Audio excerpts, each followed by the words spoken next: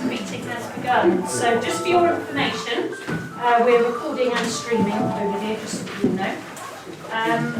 Very cosy in here, isn't it? I'm really glad we fit you all in, so I will get cracking. Number 1 on the agenda is receive and accept apologies for absence. Apologies from Councillors Jamie Wright, Paul Kilsey, Robbie Willig and Alex Lewis. And former Councillor Nick Joe. Number 2, receive declarations of registered and non-registered disposable pecuniary interests and non-registerable interests. Nothing. Thank you. And dispensations, number 3, to consider requests for dispensations. No. Thank you very much. Number 4, to receive, confirm and sign the minutes of the full council meeting held on the 17th of March. Ready to do that? I'll second that. All those in favour, please?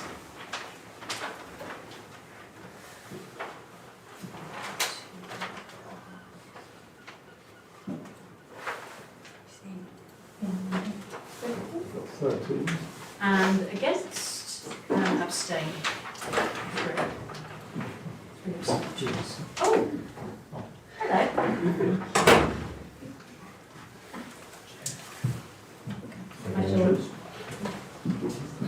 Okay, and on to the minutes of the committees. Receive and note the minutes of the committee meetings listed below. So number 1, Planning Committee on the 30th of March.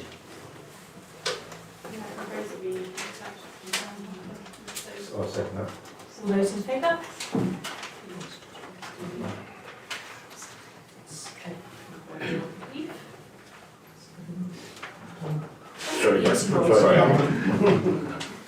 Okay, that's everyone, thank you. And the Oversight Committee on the 31st of March. That's proposed. That's something wonderful. All those in favour? That's all hands. Thank you very much. Okay, on to correspondence received.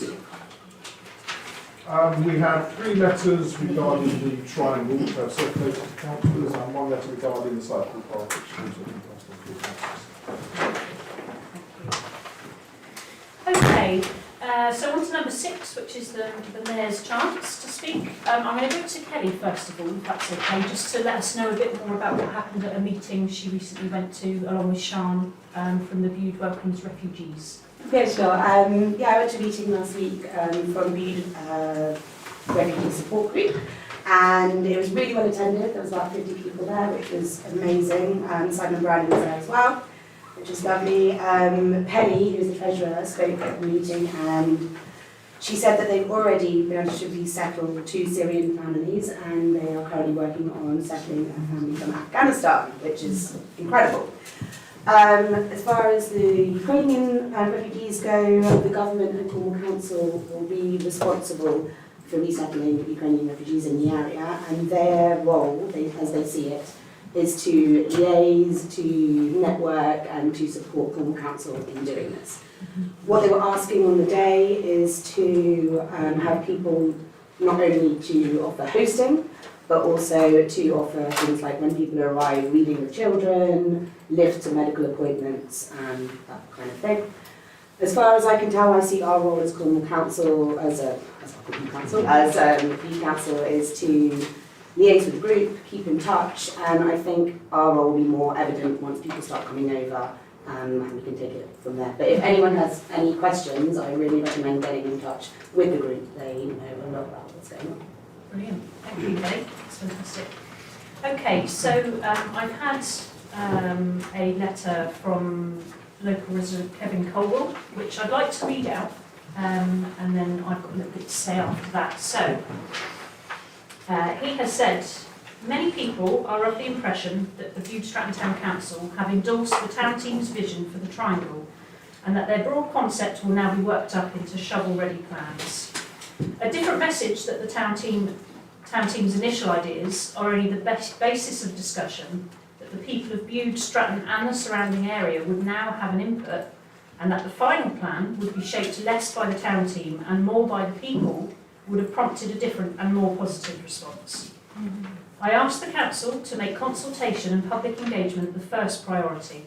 I do not believe the town is on board with a concept to change the use of the triangle and to wring utility from every last metre. I seek reassurance that the option for the triangle to remain a quiet garden and park area, free of commercial or other development, remains very much on the table. Whilst I feel there is great resistance to a change of use, there is enthusiasm for a refreshed design.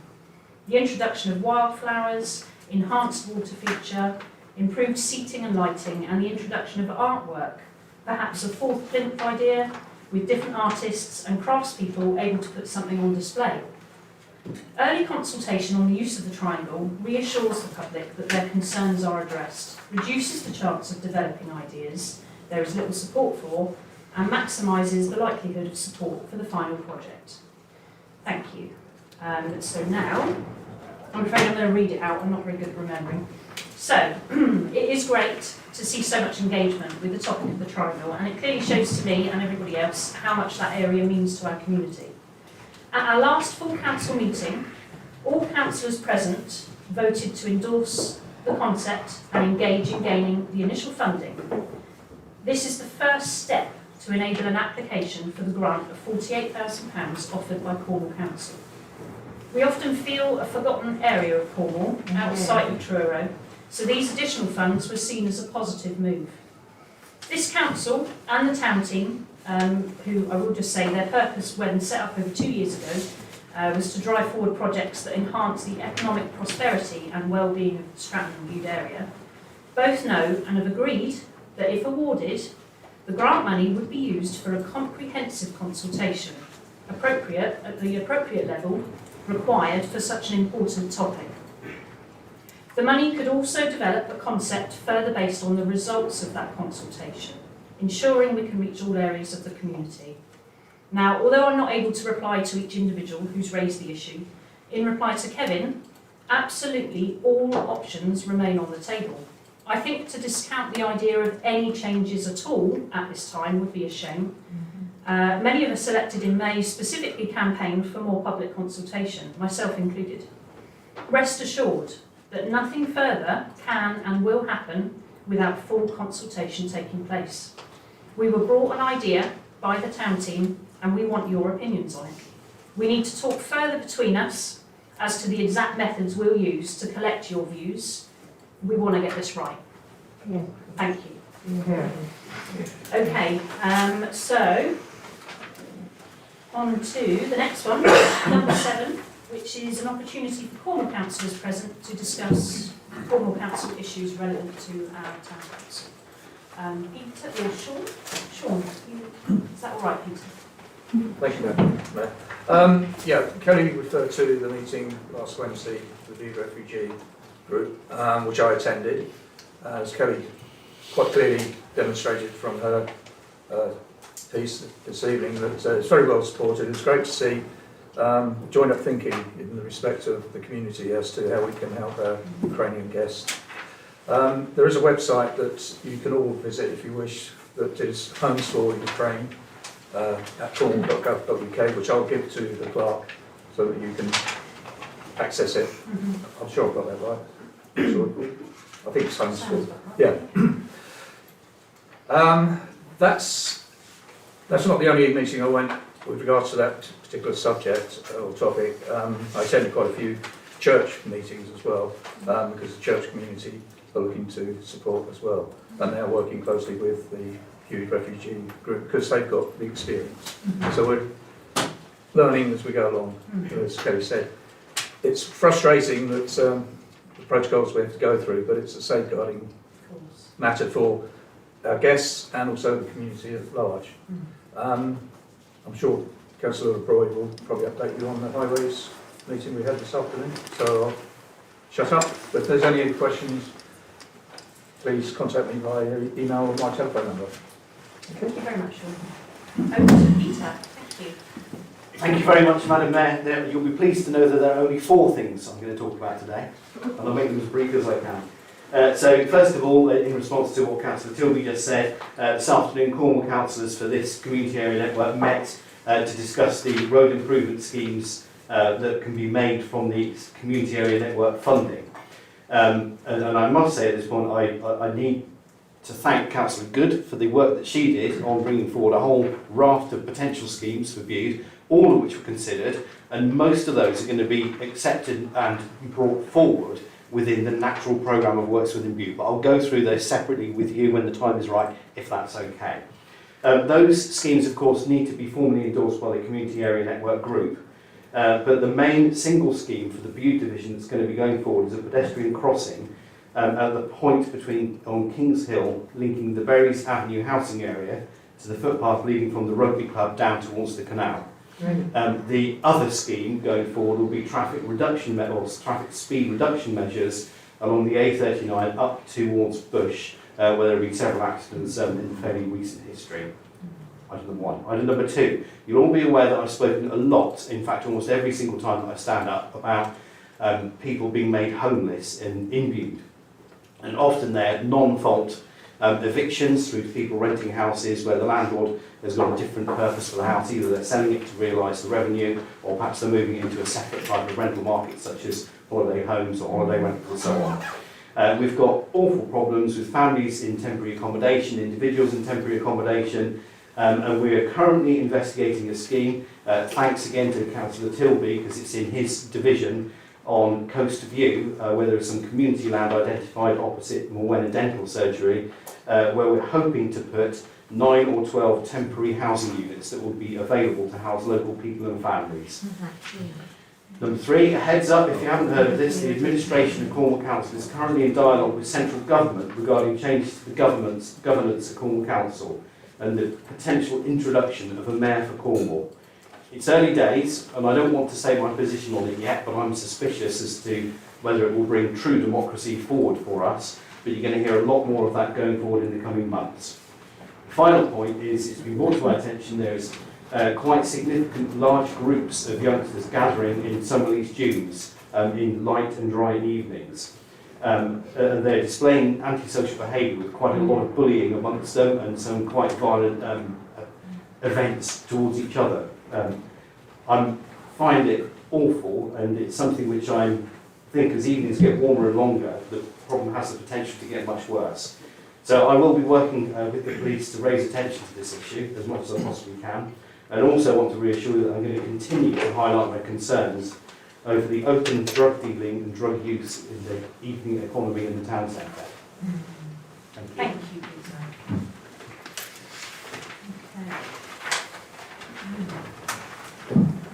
Okay, so now we move on to number 8, which is public participation. And this is the time of the meeting where we as councillors have the opportunity to listen and take on board your comments. Previously, we had a 2-minute speaking rule, but we voted a while ago to remove this, and that was to encourage more participation. However, if we find we've got lots and lots of people wanting to comment this evening, I just need to ask you to please try and keep it concise, just so that we can get on with the meeting as well, that's all. First of all then, is there anyone here that wishes to speak on one of the agenda items first of all? Yes. Can I simply comment that I would actually like to speak on the result of number 10 and number Oh yeah. 10 and 11, and so wouldn't it be better to have this public possibility to speak after those have been brought up by the council? No. I think I'm not the I'm just only going to check one what we can and can't probably do. won't think that. What can we do there? Well, my advice is, in terms of if public wish to make a point, as it were, Yeah. this is the most appropriate time. Okay. Public, you can, as a chair, invite public to speak during, items as well. within an item, Yeah. but just to remind, it's not actually in terms of the public and not part of the debate. So they can, Can give their. yes, so you Yes. make an input. Okay, so if you have a statement to give, now is the time. I do. Yes. I have a statement regarding the dogs on the Summerlees Downs. Sure. Those Summerlees Downs are an attractive area. They attracted me into town and my wife and a lot of other people because of what they are. And that is a space for older people and younger people to walk, to play, to walk their dogs, to sit and to enjoy the view. Putting a cycle path or having anything regarding restriction on the dogs across there is going to be, it's going to spoil it, it's going to be difficult for people walking dogs because the dogs are off the lead. Cycles and dogs don't mix, as we perfectly well know, along the cycle path by the canal. Cyclists do not use their bell. In fact, a lot of them don't have one. And personally, I've been in accidents with a cyclist who purely came up behind me, thought I'd get out of the way, and went straight into the back of me. I can't expect older people, people who are walking across the downs, enjoying it for what it is, to have that possibility happen. And that's the point I want to make. Thank you. Wonderful, thank you. I'd like to second that. So any other statements on agenda items? Yeah, the problem about dogs. Well, I've said it before, heaps of times, we need a dog warden to sort these dog owners out, because everywhere you walk in Bude, especially over the downs, there's dog shit everywhere. It's bloody disgrace what these dog owners do in Bude. Thank you. One of them should be around. I would basically echo what you say. Some of the If dog you weren't owners- doing it, you Sorry, were Sharon, excuse me. No, that is Right, offensive. excuse me. Exactly. Can we stop now? We're not debating between ourselves. Thank you. Can I come to the lady in the front row? Sorry, you had your hand up. Oh, sorry, yeah. Firstly, I want to know, before anything goes ahead, has a health and safety report been done on the proposed cycle path? It's on a very steep gradient where people will gather speed if they're cycling. They will gather air because it undulates. If you notice, a lot of cycle paths are actually using old viaducts, old railway tracks, and they're on a level, and they go from A to B. If this proposed thing goes ahead, it would mean that people can access that cycle path from wherever, along any part of the Sainsbury's Crooklet Road, anywhere from the back, anywhere from the seapool. It'll be crisscrossed, and it's dangerous simply because, as the gentleman next to me said, lots of people use it. So the other matter is, not only has there not, as far as I've been able to see, because I contacted Cornwall Council to find out if health and safety had been done, there's also never been an environmental impact report on it, which staggers me, particularly with North Sea, the erosion on the downs. It has never, ever been written what the actual state of the downs is, and the effect of runoff and additional foot and tyre wear will be on those very, very fragile ecosystems. We've got brown nesting larks up there at the moment. We've got beautiful flowers. I mean, everything from the common daisy and the common buttercup. But there's fritillary, there's violets, there's vetches, there's really special things. When you start getting people cycling across these places, they will be doing it here. That downs will be annihilated. And it staggers me that you can all sit here and you have not looked at the very, very important issues. Health and safety, which is crying out, it's a danger. People ignore the no cycling. We've seen it, everybody's done it at some stage, but people ignore that. Can you imagine what will happen when you say cyclists? Then there'll be all manner of other things going on there, because it's like okay, well you can do it, well why can't I do this? I'd like to do that. You know, it's beggars belief that you sit here and you're supposed to be representing us, and yet you've ridden roughshod over everyone's rights, the initial planning went in, and I think there were 80 odd objections, 4 or so people for it. Who are those 4 people? They don't represent me and they don't represent anyone else. They need to be held to account, and I'd like to know how much it costs and who proposed it and who's going to benefit ultimately from it. I'm absolutely spitting tax because I cannot believe that we're back here. Everybody knows we don't want that cycle path. It's great that there's a skate park going on and great that that's happening. But come on, we've got to draw the line somewhere. Okay, thank you very much.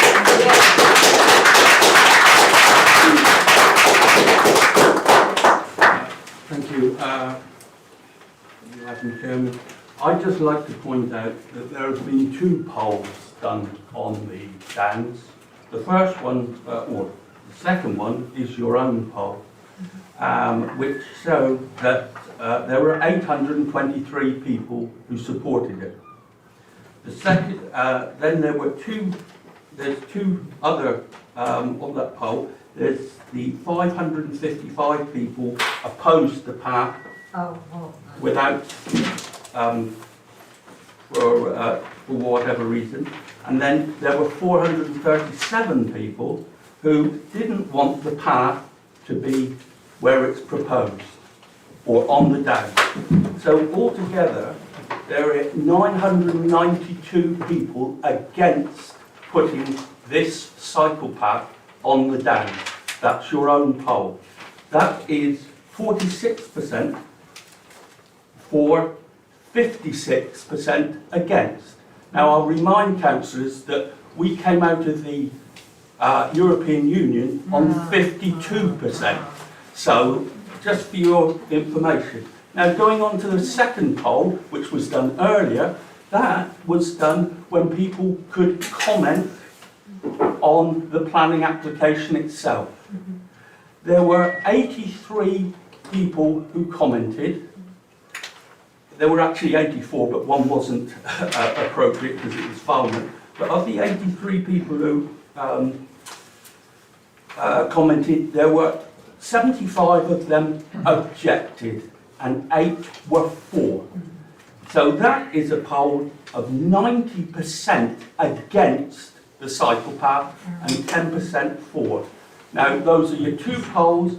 Please, please take notice of what has been said in those polls.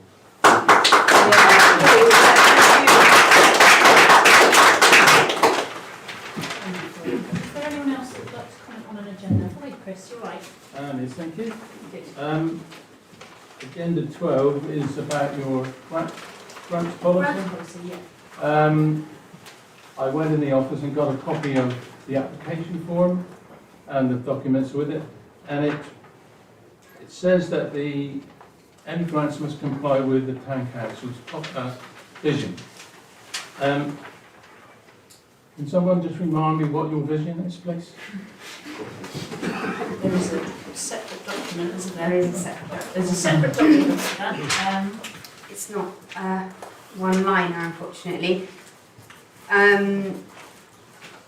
All I can suggest is that we can provide that to Chris tomorrow. Yeah, we can get that out to The you. full vision statement document. Yeah. We can print it off. So I'll look in sometime and get that then. You pop in tomorrow, Chris, and we'll print it all off for you. Oh, lovely. Is it more than 1 page then? It is, yes. We can read a few, Chris. That's all right. No, I'll look in maybe next week. All right, Chris. Thank you. Thank you. Yes. I would just like to say that, one, totally empathy against the cycle path, coming back to the triangle, which I know is not on the agenda for tonight, but at the council meeting last month, I watched the video afterwards of it because I couldn't attend in person, Peter LeBroy mentioned a traffic survey that had been done. Is it possible to have the results of that traffic survey actually made public? I'm not sure. I'd have to ask Peter. Is it Cornwall Council that lies with? Honestly, I don't think it's private No. or anything, but it was a fairly dry Yes, but it just figures and arrows and numbers thing, which is quite, I don't want to say difficult to understand, but I don't see any reason why it can't be. No, it'd just be very yes. interesting to see it, particularly as I feel that most of you think that the proposals for doing away with Bellevue Lane, moving the taxi rank out into Lansdowne Road, are going to gridlock Bude. Gridlocked enough. Yeah, and for the elderly members of Bude, at the moment, to get a taxi, they're in the safety of Bellevue Lane. To put them into Lansdowne Road, when you're going to have irate drivers who are frustrated, is potentially putting that part of our community at risk.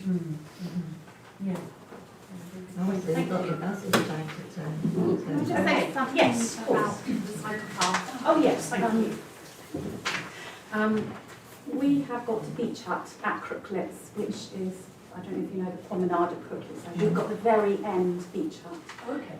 And this is without the cycle path having been built. We have a real problem stepping out our beach hut. And that many times, people, skateboards, cyclists, come straight down that path as it is, and that's without a cycle path. We've had many near misses, even when my children were little. We had to constantly look left at what was coming down that hill. It's not a cycle path now. We've had that many misses even now. So we just have to step across, but we have to really be careful looking left. So that's really a point I wanted to make. It's dangerous now. Yes. So when you have got a lot more people who can go ahead with a cycle path, you'll have accidents. No, very good comment. I'll come to you and then I'll come over to you then. Oh, I walk those round every morning with my Yeah. dogs, and I am the responsible dog walker. yeah. And there's a lot of old ladies that come out in the mornings, 90 odd, talk to us, and they're lovely, but they're vulnerable, and cyclists will make them more vulnerable. And who wants to sit and watch to see, like these old ladies do, with cyclists going flying past them, is not on. Thank you. Thank you very much. What is the purpose of this going on? It goes one to another. And it's somewhere. I don't see the point in it either. Okay. What is the purpose of that cycle path? I think I need to double check this because this was a little bit before my time when this all came in. But it was it not as part of a grand plan for it to be extended further on? Can I check with Peter? Peter would know this a bit better. That's already begun. The overarching desire Yeah. was to link the north of Bude from Crooklets all the way to Whitworth Bay. Thank you. Okay, so Could I just say, if you are going to link the cycle path, and it's to be a workable cycle path, would it make more sense to follow down Crooklets Road? Because having lived down at Mare's side of Bude, and having lived the other side of Bude, and having lived at Whitworth in my time, going from Sainsbury's down to Mare in the middle of winter in a howling gale is no fun along the road. It'd be even worse along the seafront. yes, about it. Yes. Okay. Was there any other comments on agenda items before we move over to triangle related? Yes. Councillor O'Brien was on about housing. People, Yes. I brought it up before. Well, it doesn't matter what happens, because Bude people never get houses. It's an absolute joke. You know, you make as many people as Bude as homeless as you like. The minute a house comes up, they'll go to somebody from down Cornwall. Yeah. The last one might go on to somebody from a couple from Padstow. There's people in Bude need homes and they can get them from Padstow. You've got more chance of getting the bloody councillors in Bude if you come from London. Okay, so can I just check if anybody else has any more agenda related statements before we move on to triangle? No? Okay, so has anybody got anything that they would like to put forward? Yes? Thank you for letting me speak. The public only found out about this concept design to redevelop the triangle following the March council meeting. The public feel that they should have been engaged before we got to the concept design and grant stage.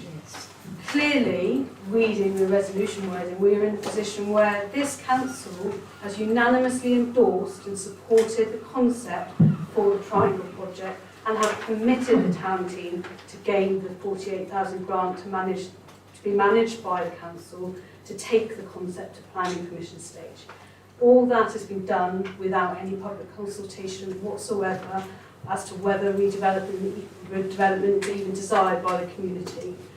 To say consultation processes will be built into the project in order to take views on board is, in my view, not acceptable. I am aware that the council argues that without presenting the concept design, that there's nothing for the public to consider. However, I would suggest it's like designing a menu, going shopping, preparing the food and presenting the menu to someone for them to turn around and say, I don't want anything to eat. It's simply a waste of time and money.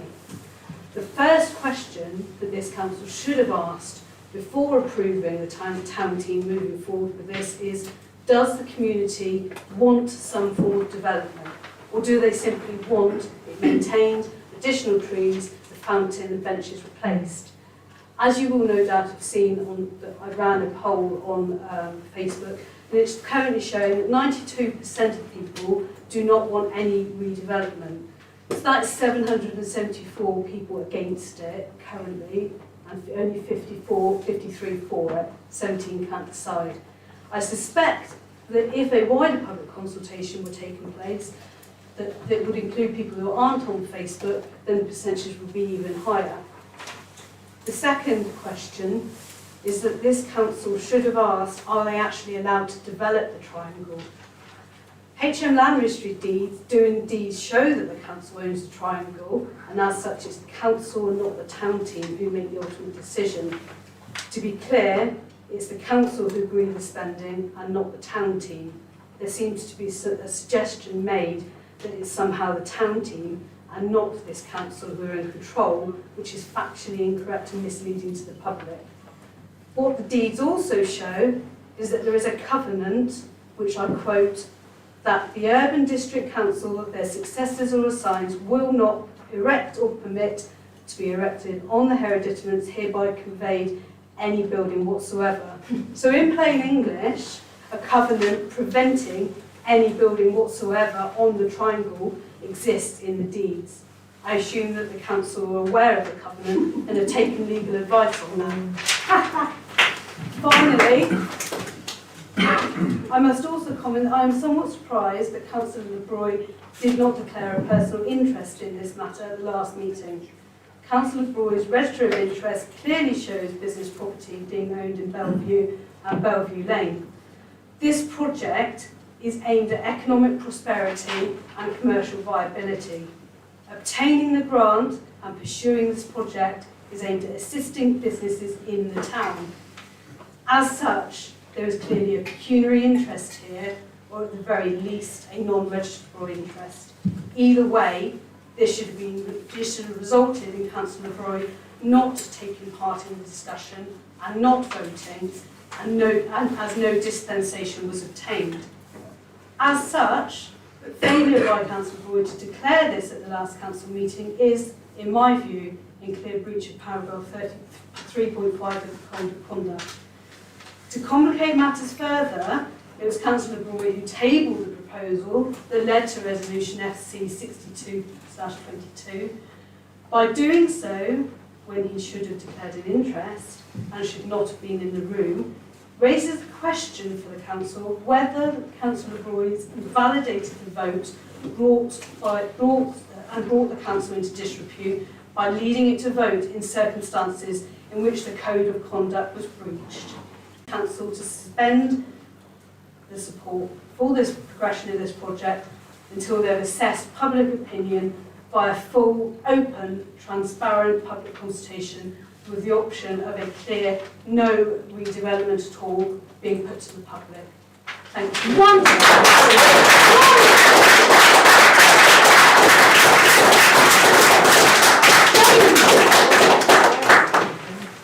Yes. Thank you. I hadn't intended on speaking at all, but then I saw somebody with a placard, and I realised the last time that I sat in this room I had a placard, and it said "Save Stratton MIU," and my goodness, that was so much more straightforward. There was a real sense that somebody was coming along, going to take something from us, and we weren't going to let that happen. And I absolutely understand that.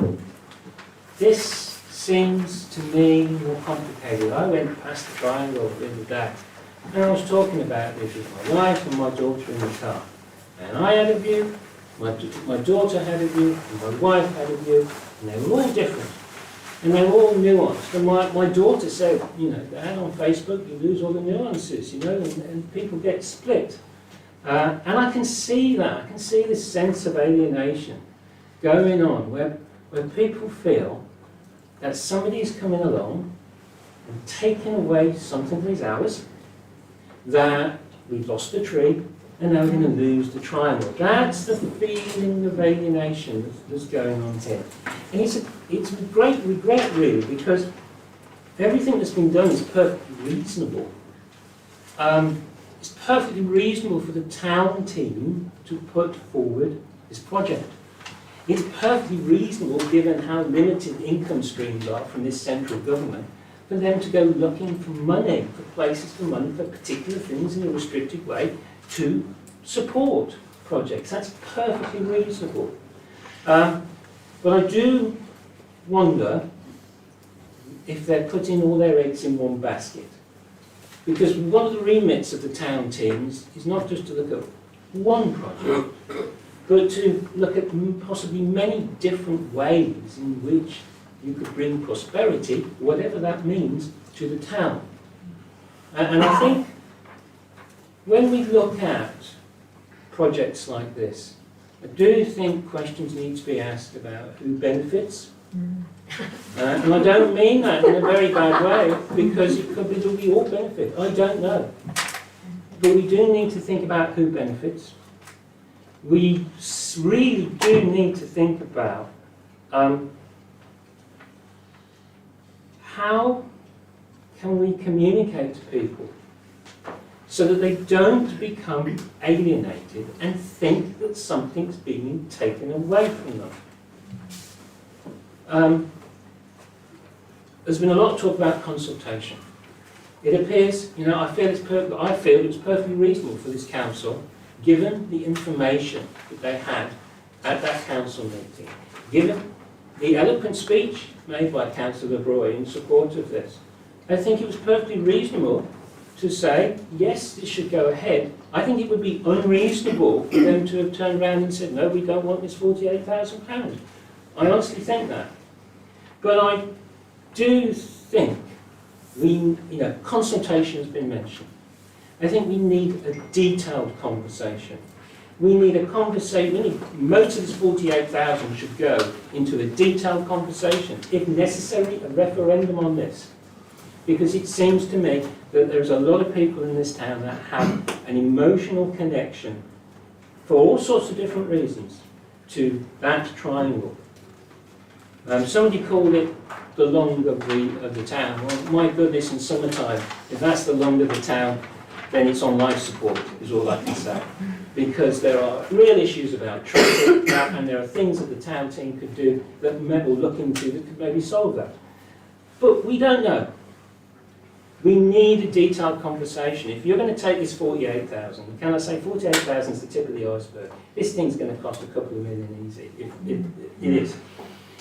If you're going to take that 48,000, it has to be about a detailed conversation with the people in this town and the people that work in it as well, and the kids and the older people and the rest. We need to find out what they want so that we can have a nuanced conversation, and fundamentally, at the end of it, if they don't want it, and there does have to be that option of leave it alone, restore it, keep it as it was.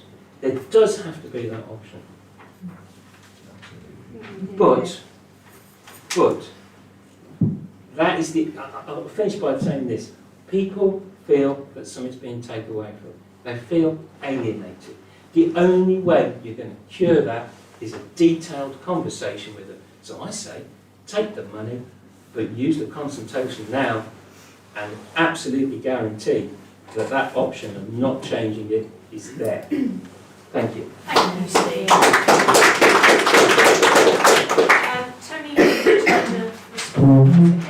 Yeah, I'm going to take the opportunity to respond and take responsibility.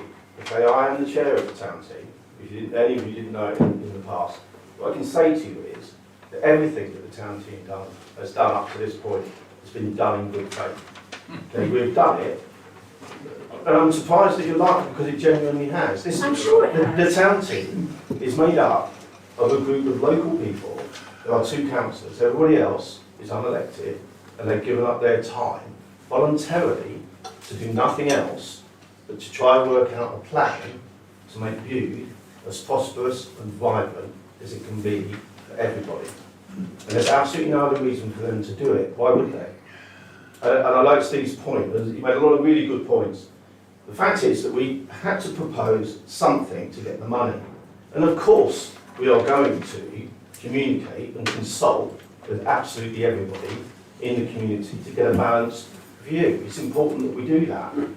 Once that view has been established, that will tell us about what it is that's going to happen or not. And I don't mind. You know, I really don't. I'm not going to stand here and tell people that we're going to give them something they don't want. Of course not. And why would any of us do that? That's not what we're here for. Okay? You know, I'm not here to tell you that you have to have something you don't want. What possible rationale would there be to do that? Okay? So I've got no financial gain. I don't have a job. I don't work here.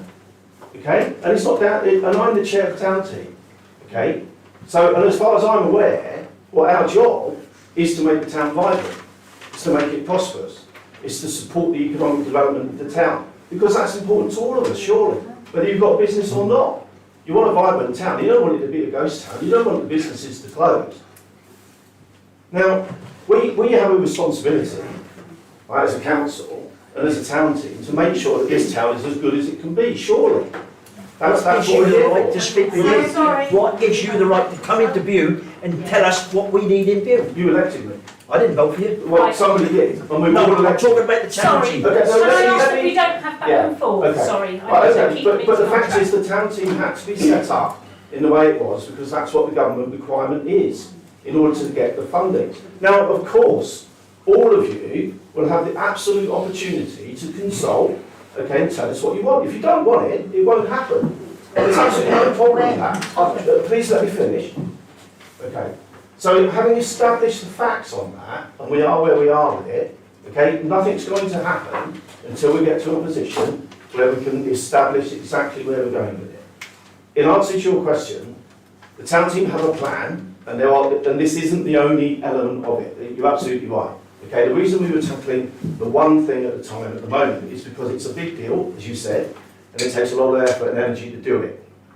There's only so many of us, and there's only so many hours in a day, and we're doing this voluntarily. So we have to cut our cloth according to what we can achieve. If it turns out that this project's too big, too difficult, people don't want it, that's fine. We'll look at something else, and we'll do the same process. You know, we're not going to force people on. We're not going to force things on people that they don't want. Thank you. Thank you, Tony. Can I come to you and then I'll come over to you, Bridget? Thank you. So you're saying then that people who don't want the cycle path, you're listening, you understand. Good, okay. So then why, when it comes to the triangle, are you not listening to the lady in the corner who actually has been given a damn good cast iron case why the triangle is a white elephant? And I think anyone who thinks otherwise will probably have a very big fight on their hands because it needs to be regenerated, but there are these covenants in place, and also it's shocking to hear that it's being proposed and the money that's being considered, bandied about, is a fortune to any one of us. So I think you need to think really long and hard and take a good look at yourselves before putting it further. Thank you. Over to PJ. Yeah, I mean, you've got the town team together and you're coming up with this sort of money, but there's been a real lack of, consultation, like it's being said, with the general public. You're going ahead and trying to get this money for a project because you think you have to, but you don't actually have to. I think a bit of consultation first with the general public on what your ideas are might be a good idea, but there isn't that. You can sit there and be all grin all about this, Tony, but you haven't got many public people on it. I don't see, there's not a lot of public in that town team. It's all asked about your face, isn't it? Yeah, it seems to be sort of like the wrong sort of, you know, you need to open it up more before you start coming up with these ideas I and just want to expanding this say, sort of money around. yeah, I just want to say again really what I said earlier in my sort of, you know, piece that I said. The money is so that we can do the consultation, because to do a full comprehensive consultation that goes to every household, which is what we need really, we need to know everybody's views. We can't just base it on 300 or 500 people. We need everybody to tell us what they want and what they don't want, so that we know. To do that is really, really expensive. 48,000 on an email? I said, yeah, not all Come on. Right, anyway, so, any more comments? We're running a little bit short, so I just want to make sure I get to everybody that You're wants to saying speak. you want to put a stage there? Well, we've got a beautiful stage over here. We got parking, we got plenty of room, children can run around. Why would we want one in the town where there's Can I traffic? quickly And say that's what the something? consultation Just is one all little about, thing so that we can on- hear that on sort of view. Yeah. Jonathan Stamp has absolutely nailed getting performances over there, and he has taken it, and if this place was managed better by the town council, they could have that, we could have had that from the council, the town could have had that, and he's just literally taken it. I mean, he's got like 2 performances a day in the centre there. You know, we could utilise this area here. You know, we spent an absolute fortune on the big lights, a perfect area. And even if you get a stage, let's say you build a stage over there, and you'll be saying, oh, well, you know, it's in the town centre, people will still end up parking over here. They're still having to walk over there. And what better view could you have to have performances than here? If that is a plan or an outline plan, it's, you know, the council could actually look into, you know, getting performances and bringing, like, you know, when I grew up here, when we were younger, there were fetes and things going on there week in, week out, you know, and now there's nothing going on here, you know, but you want to go and build a little tiny theatre, amphitheatre, whatever you want to call it, but there's one right out on our doorstep here with a ton of parking. Thank you, Jay. I'm going to have to make this the last couple of comments. If you can get £48,000 for a consultation, could we have the £48,000 and repair the breakwater? Because that is falling to bits and nobody's doing a bloody thing about it. Thank you. Right. I would like to follow up from the comment made by the deputy at the end regarding doing nothing about the triangle. I don't believe the triangle should have nothing done to it. I believe there's ample opportunity within the triangle to improve what is there within the context of what is there. Absolutely. For example, the wishing well, or that well, is absolutely awful to look at. Something could be done about that to make it look nicer. The fountain can be improved. You could put a couple more drinking spots in there. You could put in something which recognised the fact that the old tree used to be there. You could relay the lawn. There are a lot of things that can be done with it, which I think will actually make it a wonderful spot in the town for people and will attract people. People will remember it. That's exactly what we want. Well, no, it's not. Maintenance, not redevelopment. That's what he's saying. Yeah, Maintenance, not redevelopment. Thank you. That's excellent. Okay, are we all done there? Thank you very much. There will obviously be, you know, further opportunity to talk properly about this, a dedicated meeting or whatever we decide is the best way to go with it. Yes, Peter. Thank you. I would like to respond through you, the Mayor, of course, in response to what Mrs. Watton said in terms of accusation of personal gain to me when I presented the item. The point is reasonably made, but I have to say personal gain was the last thing on my mind when I was speaking on it, and I was somewhat surprised to hear the allegation.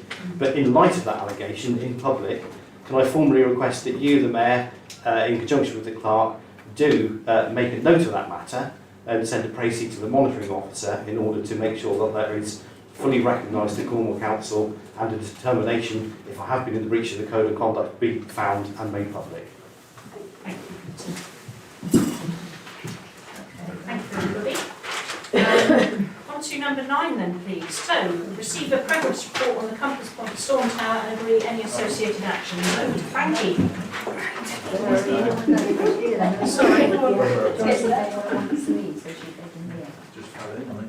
anyone wants to, sorry, I'm Oh, yes. They do it now and then they can do it. Oh, yes, fair enough, yes. If anybody did want to leave at this point, then feel free, just before Frankie starts to... that's fine, thank you.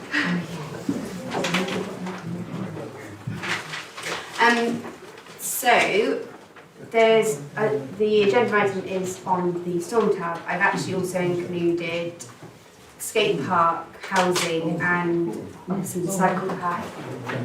Sorry, can you be okay to right there, just so that we can hear Frankie? Thank you. I'll just let these people leave a second. Thank you.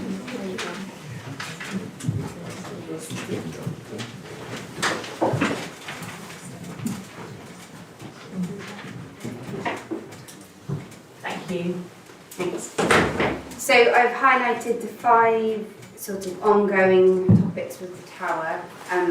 Obviously, first of all, planning. Unfortunately, I spoke to our planning officer today and we are no further forward from hearing from Natural England on their response. I put in the report that we have asked for the conditions to be sent over in advance of any consent being granted, just to help us prepare really for what they are. We have done some work with the planning team, so we've got some indication of what they might be, but until they're in writing, it's obviously very difficult. The archaeologist is... Can I interrupt a minute? We can't hear very clearly over here. Could you speak a bit clearer? Sorry. The archaeologist is also waiting for planning consent to be received to be able to undertake the work that needs to happen. That will happen at the same time as the site investigation, which we're preparing for in June. So actually the tower itself and the new site will be cordoned off for a day whilst those investigation works are carried out to understand what the ground level looks like, but also underneath whether there's any archaeology that we need to consider during the build phase. She will then write her written scheme of investigation, which will be issued to the contractors so that they have an understanding of what needs to be required during the building phase. So the site investigations, again, so unfortunately, as I've mentioned in the past, no one is allowed on site. You cannot dig, you cannot do anything without that. And so the architects and the ground investigation team haven't been able to finish the foundation level designs for the tower. So that ongoing section with the architect is still out, basically. It's not being completed as of yet. We're finalising the preliminaries for the contractor and they will be ready to go out to tender in autumn, by which point we should have planning. Ever comes through. We had a very productive meeting with our legal team and Cornwall Council's legal department, finalising the 2 documents that are required to enable us to formalise everything and progress completely. So we're working on that as well. And finally, I just mentioned in here that we're writing to all residents of Church Path towards the end of the year. So as they will obviously be where the contractors will be accessing the site, and just to advise them of the works that are taking place, the dates, footfall, expectation management for them, and any contact details that they need. That's the tower. Thank you. Can I make a comment, please? You said we could make comments during answers. What is your confidence that planning, in your words, should be available by autumn, I think you said? What's going to change between now and autumn that hasn't changed up to now? Natural England seem to have dug their heels in regarding this, regarding the site, its restrictions regarding wildlife on the site, this sort of thing, which is a strong argument against. So what is going to change between now and August, or autumn, sorry, that is going to give you that confidence of getting planning permission? So Natural England required that we wrote additional reports on how we would actually manage the site whilst the build was taking place. So the ecology reports were already completed, so we understand exactly what's up there. It's about how we manage and protect the site. So that's what they required from us, which we've completed and been issued back to them. Obviously, there is no guarantee. Until that consent is received, there is no guarantee that planning permission will be received. But we have complied with their requests fully, and that's been sent back. So, Thank you. okay. Thank Okay. Skatepark.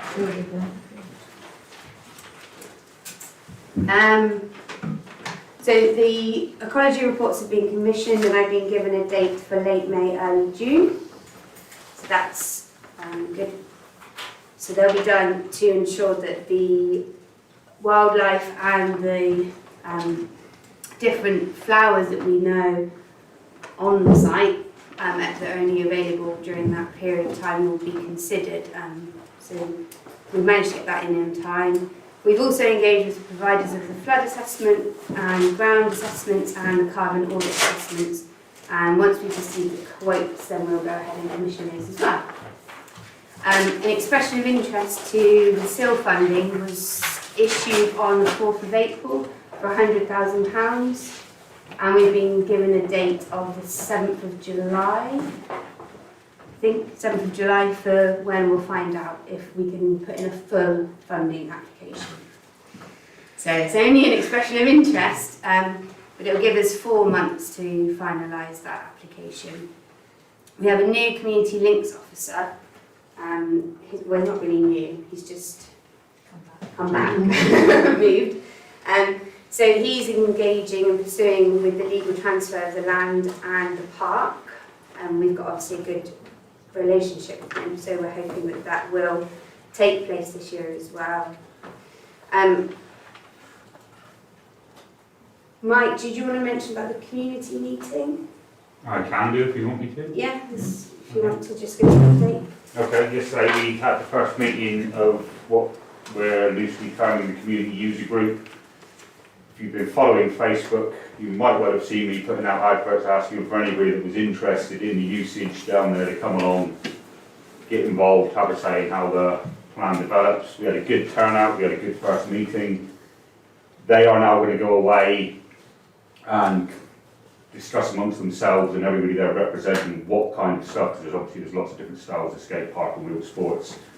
So they're going to come back to us with some ideas of what they want. We can then feed that into the carbon auditor, and if we progress further, project management planning, that kind of thing. So the idea is for them to tell us, interestingly, what they want, and we will then try to provide that.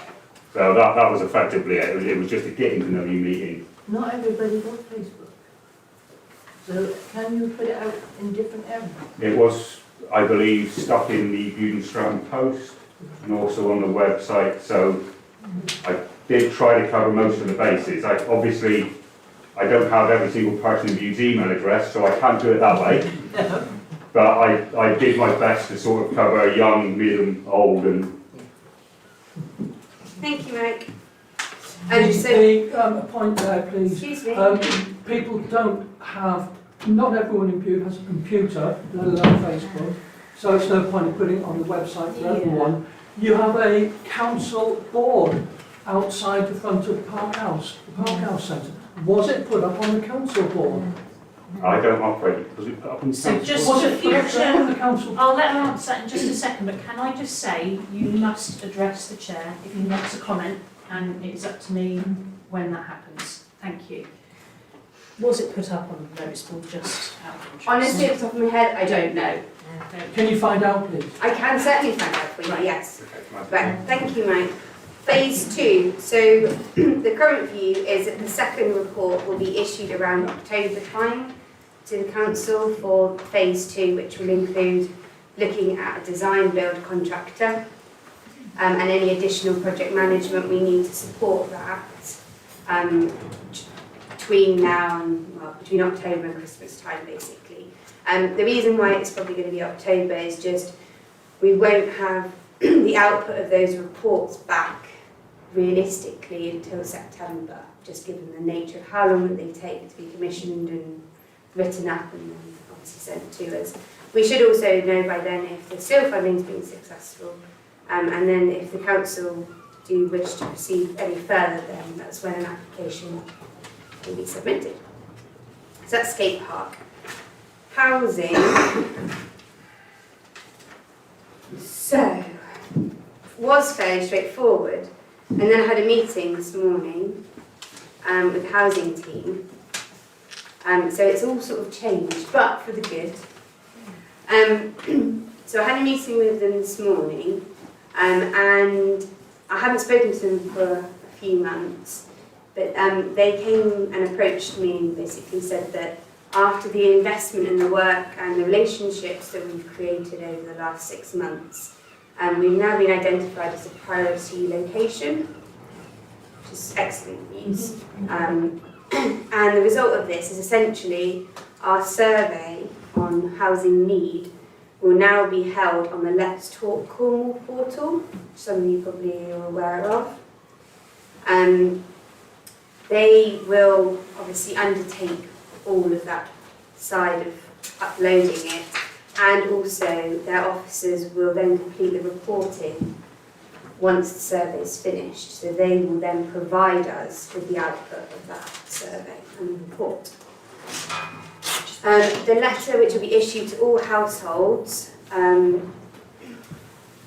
which is going to come from us and Cornwall Council,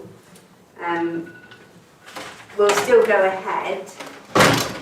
But as the survey is online, our contribution for the project is essentially residents can then bring that letter into the office and exchange it for a paper version, which then staff will input online for them afterwards, so that all the data is there, obviously for anybody that doesn't have access to a computer.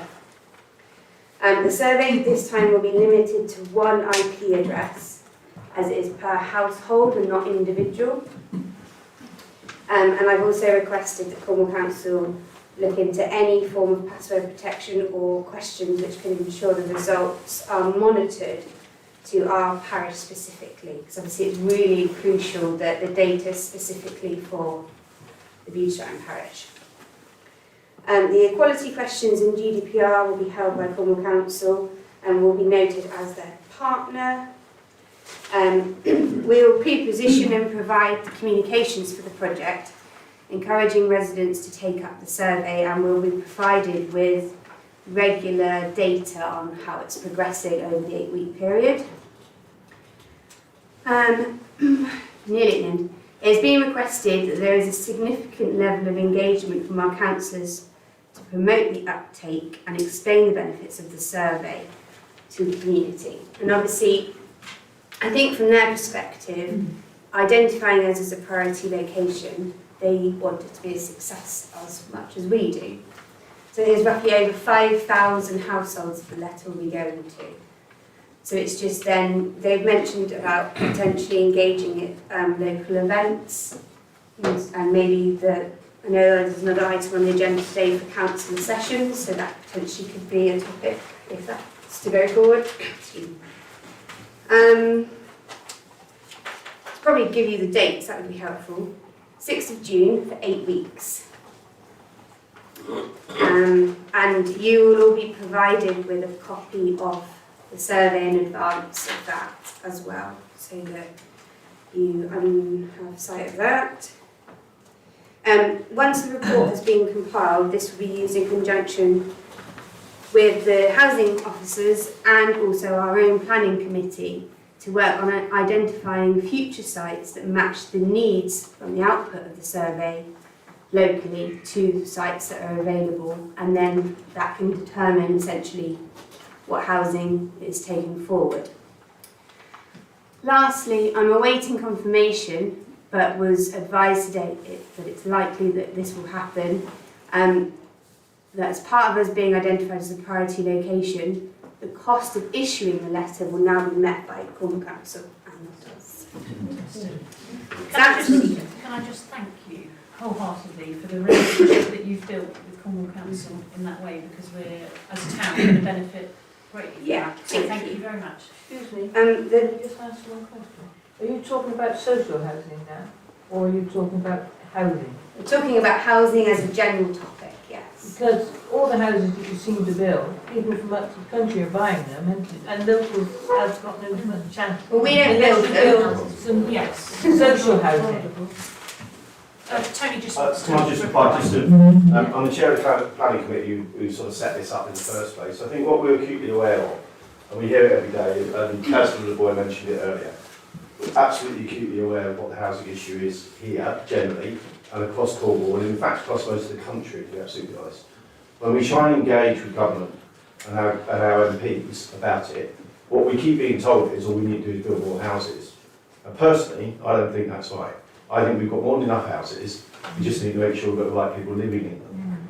Now, the problem has always been is that Cornwall Council, along with other councils, constantly tell us that they don't have the data necessary to understand who's living in which house. So therefore, they can't construct a policy to do something about it. So what we've done is really called their bluff. We said, okay, what we will do is communicate with every property in the area and we will ask them who lives in it. Okay? And that's really what this is about. So therefore, by the end of this, we will have a pretty comprehensive idea about who lives in what house in this area. That enables us to have a sensible conversation with Cornwall Council to say to them, you don't need to build another 400 houses, you just need another policy that enables people that live here already to live in houses that are empty. Yeah. Okay? Now, and that's a nationwide conversation. Okay, that we're trying to start here with you. What we did is we wrote a letter effectively from the planning committee that we shared amongst all of the local councils in Cornwall, and they're all starting to get behind this. Because my view is, if you get enough people saying it, the government can't ignore it. And at the moment, what they're doing is sort of conquering and dividing and conquering. Okay, they're able to say, well, we don't have the information, therefore we just need to build more houses. Okay, and the only people that are benefiting from that are effectively second-hand owners and developers. Okay, and it's not helping us as a local community. So we're trying to be proactive, get the information we need. So all of you, it would be great if you can share amongst your friends how important this is going to be once it gets on the street on the 6th of June. You've got 8 weeks to respond. This is going to be the one opportunity that this community gets to tell the government and Cornwall Council exactly what the housing situation is here. So it's critical that everybody does it. So all of you here, if you can spread that message far and wide, and we'll be doing the same thing, and we'll keep saying it, it will be of great benefit to us all. Thank you, Tony. That's brilliant. Brilliant explanation. May I make a comment? Yes, if it's brief. Very Sorry, quickly, I very can't do this all the briefly. time. People, landlords, everyone is basically greedy. They want the biggest rent they can get. Developers want the biggest house prices they can get. Local people can't afford large rents and large house prices. Therefore, what's going to be done to take that element out of it so that local people, even if there are houses, can actually afford to buy them? Okay, I'll respond very quickly. Sorry, Peter, my response is probably going to be different to yours, but I did want to respond to the lady that was asking about social housing, because we've suffered from lack of investment over the years into effectively what I recognise as a council house, mostly from the right to buy process, where the tenants in those houses were able to buy their houses, which for a fleeting moment was good for those individual tenants because they were able to sell those properties and perhaps move on, but then once that was done once, that was it was finished. So that therein lies the problem. Cornwall Council have very recently got permissions in place to build, I think it's approximately 40 social housing units on the greenfield behind the B&M unit, which will be purely social rent, and also further into that same estate, there is a large development which will be for mature people, 55 plus and extra needs people, and I think that's a 25 plus unit development as well. And in addition to the 9 to 12 temporary housing units that I described on Coast View, actually Bude has done or will be doing quite well in the next 3 to 5 years in terms of investment into social housing, and exactly what you're describing as council houses at social rents. Yeah, because the wages down here are bad, like youngsters, they've got to leave home because they're outgrown their home. Sorry, can I just remind you just to address Oh, sorry, me? beg It's your okay, pardon. no problem, Yeah. don't worry. Tony, you did want to respond and then we need to come back Yeah. to Frankie, she's I'll standing just up. respond, sorry, I'll just respond very quickly, but absolutely understand your point. I think what's important to note is that as a town council we have absolutely no control over housing, and we do the very best we can. You know, what we're doing is getting the survey to get the data, to use that as a stick for the Cornwall Council and the government with. To be absolutely honest with you, it's as much as we can do, more than what most people do. So I absolutely understand your point, and we're 100% behind you on it, and we're going to do absolutely everything we can to try to help to make things better. Yeah. Okay, Yeah. thank you, thank you. Just very quickly, Sean wanted Yeah, to take a comment. I thank Councillor Roy to bring up to date with regards to the social housing that is planned for you. I'm just concerned about this consultation that's going out to everybody. I just hope that people do respond, and they respond in an honest manner, so we do get the true facts and picture, so that we can go forward with Cornwall Council to resolve this housing crisis. It's not just purely Bude, it's throughout the whole of Cornwall, as Tony said, the whole of the UK. So if you do get one of these questionnaires, please encourage your neighbours, friends, anybody you know in this area to honestly reply. So it helps Tony to get a valued judgment on what's actually happening. Okay? Thank you, Sean. Thank you. Okay, finally, cycle path. So obviously it is on the agenda tonight, so I'm not going to read you the report. Hopefully you've done that. Just obviously there is in there elements that have been raised this evening, just to draw your attention to those ecological reports and the flood assessments and the coastal erosion, that it is all in that report, as is all the community desires and requirements that we have done the research into. Okay? Thank you very much, Frankie. Thanks, Okay, so on to number 10, which is to consider the results of the public consultation of dogs on some of these downs. And I think we're going to go over to Peter just to say a few words on that one. So thank you, Madam Mayor. I'll make it as brief as I possibly can.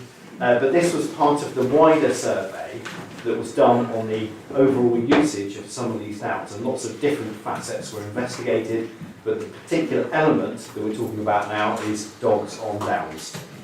And there were three essential questions, one of which was, should it remain the same for dogs and dog owners with no change? One of which was, should there be a dedicated area for dogs to be off leads, and then the rest of the area of the downs to be on leads? And the final option was dogs on leads throughout. Now, I'm aware that the council has historically received the odd complaint from people about dogs roaming on the downs and the dog mess on the downs, and that's the reason why I believe we included it in this survey. Not that we're desperate for change, but just to make sure we're getting it right as a sense check. Now, as it happened, the survey gave us a very clear steerage. There was 1,829 responses to these three questions, and I can tell you that there were 252 people in favour of keeping dogs on leads everywhere. There were 234 people requested that we had a dedicated area for off-lead dogs, but then dogs on leads okay throughout the rest of the downs. But there were 1,343 people asked for it to remain the same. So bearing that in mind, I don't need to make any proposal at all, because the status quo is what people want. So I'd be very happy for further debate. But I suggest we just leave it on the table as is. I'll second that. We've got a proposal. Yeah, quite agree. Absolutely. Yes, Mark. Could I ask a question, because it has come up before, about dog wardens? Because we know that there are a minority of dog owners who don't pick up after themselves, unfortunately. And I would, I support dogs on downs, I'm a dog owner, but I'm a responsible dog owner, at least I think I am, and I would like to see requests that have been made repeatedly answered with, are we going to get a dog warden? Can we have better signage? Can we have more things? So that we can remove any conflict between non-dog owners and dog owners, and actually make sure that the dog owners have the best chance to be seen in the best light, and that non-dog owners have the opportunity to be, on a dog poo-free downs. And I know this was, I guess I've got the question to Keith, because we were looking into it, weren't we? So is there any progress on it? Not directly on dog wardens at the moment. Signage was something that we will bring back to you once actually we've gone through the various things on the use of the downs, because then we know what we actually do need to sign. And we can investigate bins. I mean, we operate a number of bins on the downs, and that's something we can look at to see if there's scope for more. But remember, obviously, every bin does need to be a serviceable place for emptying, but yeah, I mean, I can't remember the number of bins we have, but the town council has bins on its land, and we do have quite a number already. Yeah. That's not to say. So what's the story with the dog warden as it stands? Just so everybody in the room can understand where we're at. The dog warden service is currently a Cornwall Council service, so I know, and I'm going to remember Peter Foyer has been to Council Foyer, has liaised with the dog warden, and they do come to view on a regular basis, though I suspect by and large they concentrate on the beaches. But they can take dog fouling issues beyond that, and they do investigate individual things. Peter, thank you, Martin. So the town park is quite correct. The dog warden service is provided by Cornwall Council, but the service is very thin. We can expect a half day once every other week. That's approximately what we get. There has previously been discussion at this council whether or not this council should employ a dog warden directly itself, which it can do. And there's also consideration at the same time as to whether or not that employee could be multitasking and potentially double up as a parking warden throughout the town. That's something which we could investigate further when we're ready. Can I just say something on that? With the dog wardens, there's people that are responsible dog walkers who would be happy to do it voluntarily without being paid, but we don't want to be a car park attendant, but we're happy to have 3 people would do that. People would know their names, people would know how to contact them, and the community of the responsible dog walkers would be happy to do it. Happy to do it. That's a very interesting idea, yes. I know there's one person that actually said, I'll do it, and came to the council, and you put it to him that he had to be a traffic warden, car park attendant, to check all the cars, as well as be a dog warden, and he offered to do it for absolutely nothing. Okay, thank you. Martin. Can I suggest then that the good dog owners of this town get together and form a dog owners group? Okay then. And then come back to us? Yeah. How about that? Yeah. And we work together? I think there is a group, isn't there? I don't know. But let's work out if there are people that are willing to do that. Because as a responsible dog owner, if I see someone's dog doing something, I tell them. Yes, yeah. We all do. But we need to make sure that they have an authority of sorts, and that they can take it further, because otherwise there's no point. Because you'll just have people fighting each other. You're not fighting each other, but verbally. And it's not very pleasant to have to confront. Little badge to say, I'm a dog warden. Okay. There are other things we can do as well. Yeah. So providing dog bags, maybe, these sort of schemes. So dog owners group. No, talk to us. If you Is have that a okay to say dog that? who carry a poo bag, you don't provide them to people, because then that stops people taking them when they're around the town. You provide them by a bin, people take all of them, don't use them. If you're a responsible owner of a dog, you buy children. Should we put this in a formal group and then we'll talk? Is that okay? Yeah. I love it. Thank you very much. Yeah. Thanks. Okay. Yes. Madam Chairman, can I just ask, as you had various things Councillor brought in there, said there's no need to have a vote, surely it would be overwhelming thing for all of us to see that the council wants to have the dogs allowed on the downs, free to roam, as long as we are responsible. And wouldn't it be a nice gesture? And I know that Councillor Daw said he'd second the proposal. I'll propose it if you want. Yeah. I'll propose that. Okay, so you are proposing to keep everything as it is in regards to dogs, and hopefully the owners will be responsible as a show of goodwill to our show of good faith. Okay, do we have a seconder? I seconded it already. Lovely, thank you. All those in favour then, please.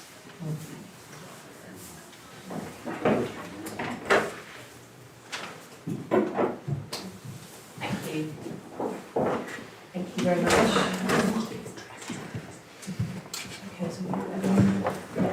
Okay, so on to number 12 then, please. To approve a new grants policy as recommended by the grants policy working group. I've just given you it. Sorry.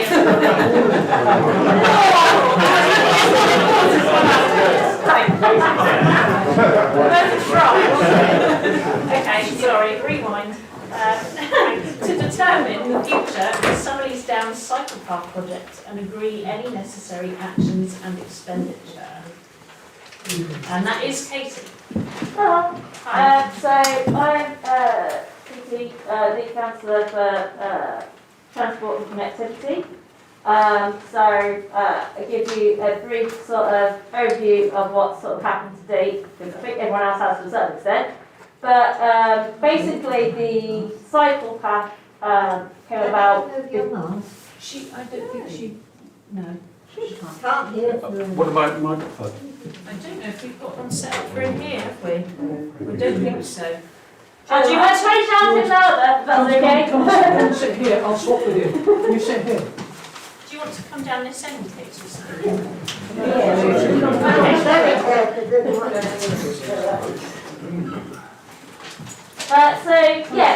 Basically, this project was initially kicked off quite a while ago, definitely out of the current people here on the table.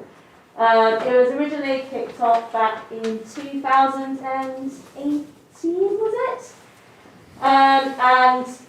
Originally, 2018, and the funds were allocated for doing plan commission, things like that, back in February 2020. The general concept was to, as Peter Laborie said, is to get a cycle path from Ridmouth to Crooklets.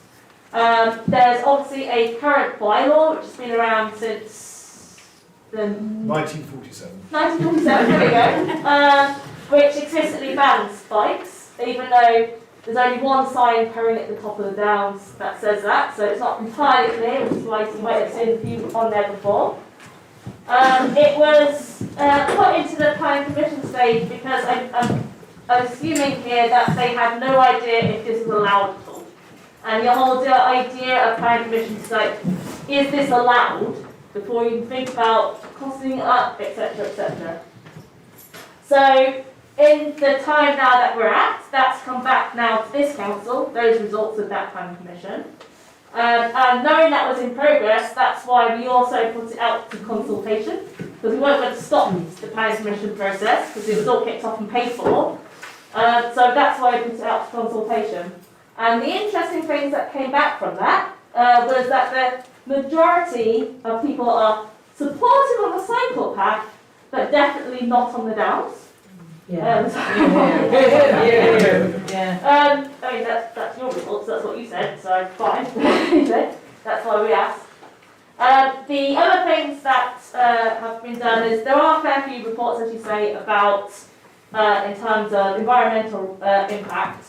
But I believe one of the topics that did come up was the fact that we're potentially using matting rather than concrete, and even that matting is still plastic and stuff. So there's obviously like an environmental cost now that we need to really sort of evaluate as well.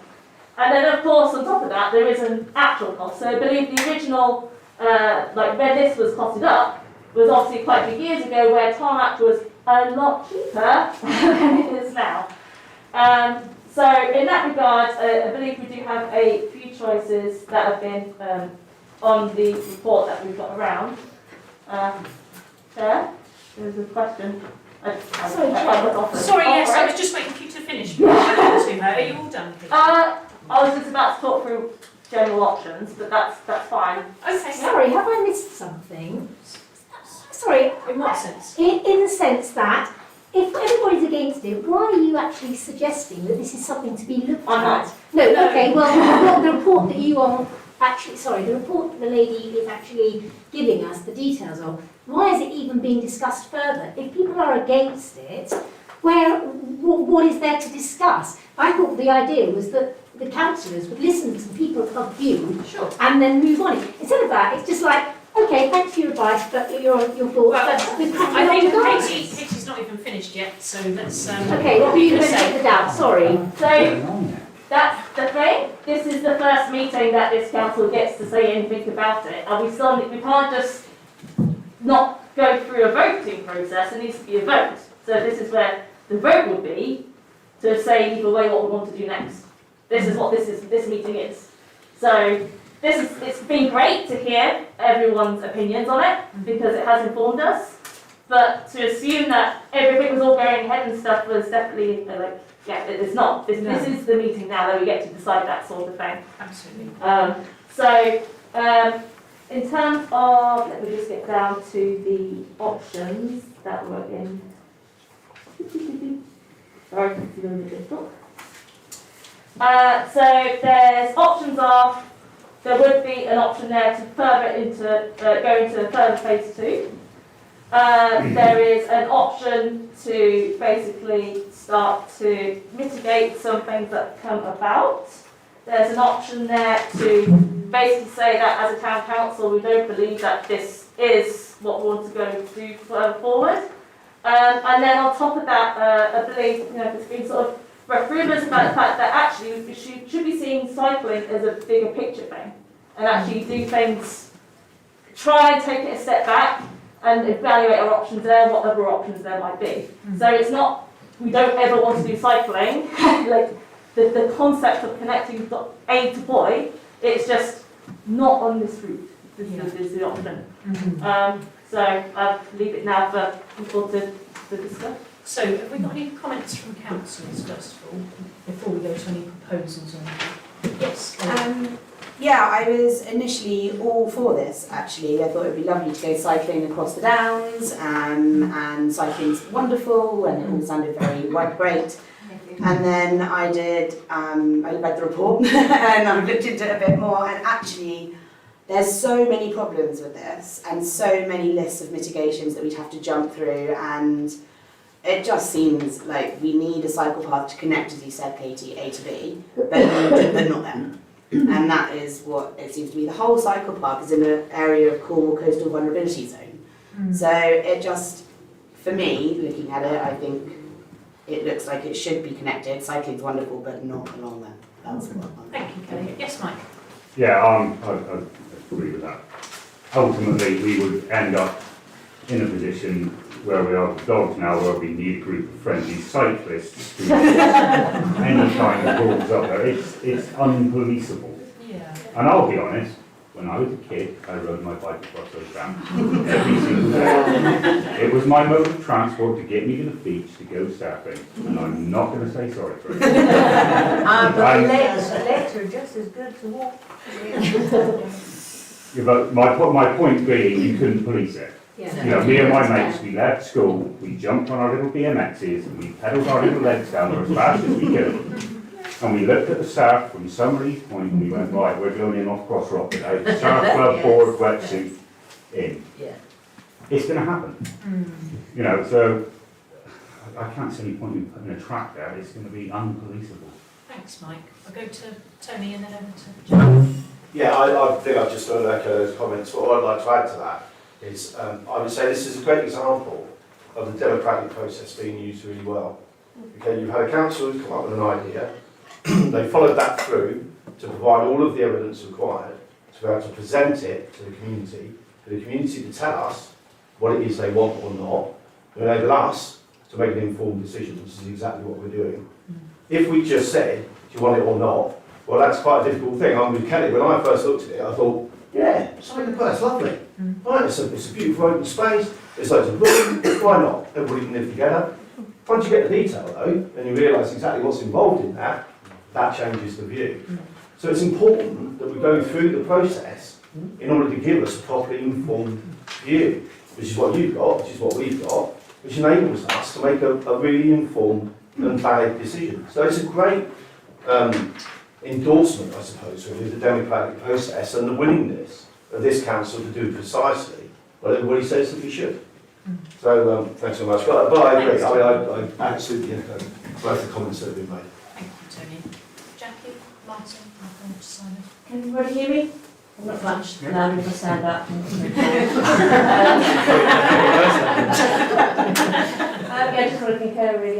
keen cyclist, and when I first heard about cycle track, I thought, fantastic, all cycling surely got to be good.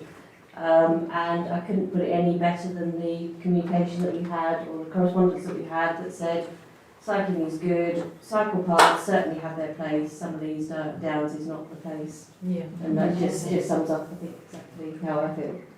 Thank you, Jackie. Martin? Yeah, I think everyone said what I'm going to say, but I don't think that we should throw the cycling baby out with the bathwater. Because we need bikes. We need bikes to reduce congestion, to reduce pollution, to make it safer for our kids to cycle. Cornwall is a very dangerous place for people to cycle. So we need to look at this, I think, as part of a bigger conversation. And we need to look at cycle paths throughout Bude. That we have perfectly good roads, and £100,000 that we could have spent on tarmac on the downs, we could spend on paint. And actually, without any infrastructure and with some clever thinking, we can produce cycle lanes to make it safer for everybody. Join up at 8B, as Katie says, and do what's right, because we do need cycling. I'm a cyclist, I have a bell and I do use it. So I would like to see the conversation expanded to talk about cycling in Bude very seriously. Yes, Katie. Oh, sorry, I was going to come to Simon. Sorry. Michael. I think I would just like to add that of the options we've got, there's option 1, go ahead, option 2, stop. Option 3 is kind of look at alternative options. I would just like to make it clear that any alternative routes we look at, stay away from the downs, because I know in the first instances there were proposals that take a route across the middle of the downs or whatever, so as long as everyone's clear that I think, yes, as part of a bigger strategic networking plan that joins us up sensibly by bikes, so I'd kind of, when the time comes, maybe propose option 3, so it's definitely still alive, but is well away from the downs.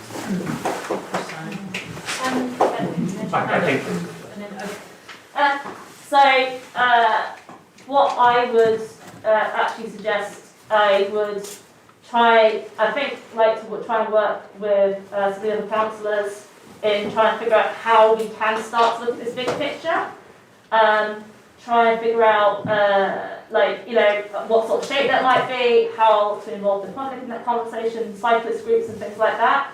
That's obviously not an immediately short-term project, it could be a longer-term project, but I would be very happy to suggest that actually put that into the motion in some way, that we explicitly point out the fact that we need to further, go along the track in avoiding the downs at all costs. Let's look at the bigger picture, please. If someone wants to word that better. Thanks, Katie. Can I just say something to you? Yes, you can. Yeah. We're not against cyclists.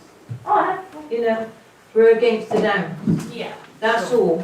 We're quite happy to hear you say you want to put a cycle track through, but not on the downs. And we're quite in agreement with that.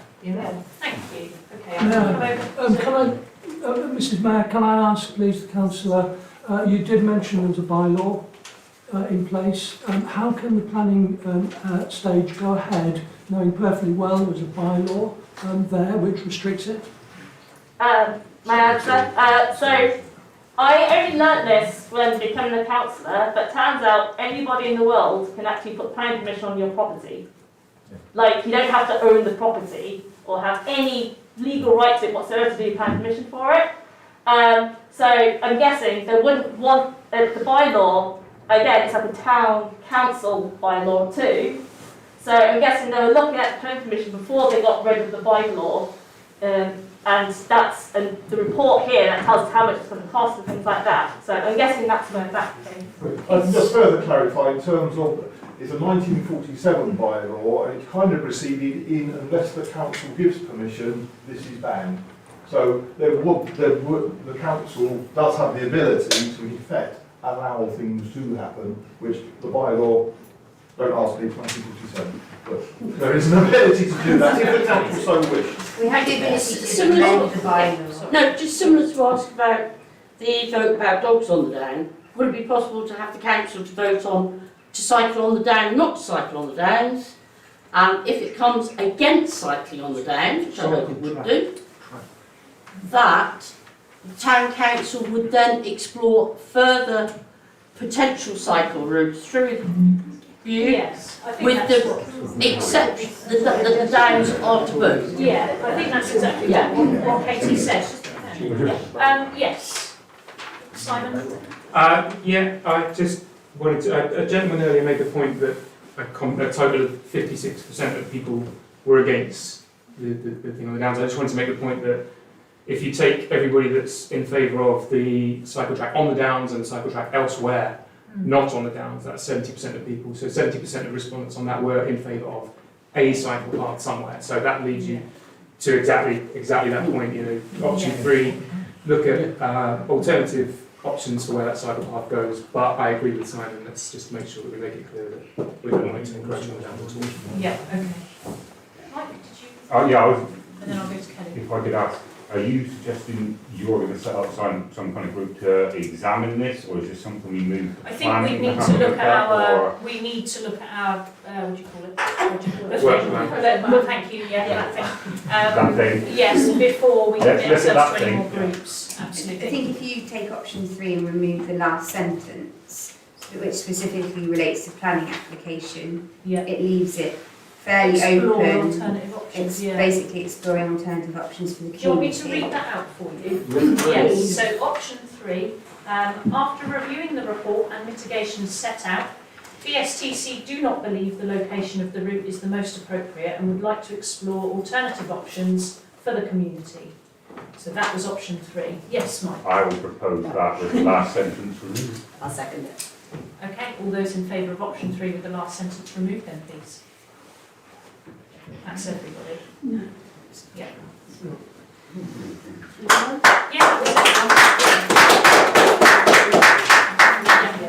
That was everybody, wasn't it? Just yeah, no, that was everybody. Thank you very much. Now we're on to number 12. To approve a new grants policy as recommended by the Grants Policy Working Group. And I think we're going to come over to Tom for this one. Oh, really? That's unfortunate. I only got to reading it half an hour before I got there. Right, so I will, it was actually... Nice and quiet, please. Sorry. We need. Yes, sorry, yes, of course. Thank you very much. Thank you. I can't believe you're all leaving now, you're saying that. Yeah, well, I should have stood up. It's the item before. I should have stood up and not earlier, shouldn't I? Yeah, I presume you've all seen the grants policy. Mike, I'm speaking. Can you sit down? I'm sorry. I presume that councillors have all read the grants policy.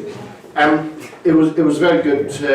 It was actually led by Katie, she very professionally, I have to say, and it was very. It was a great exchange of views, and lots of people were involved, yourself as well, no chair.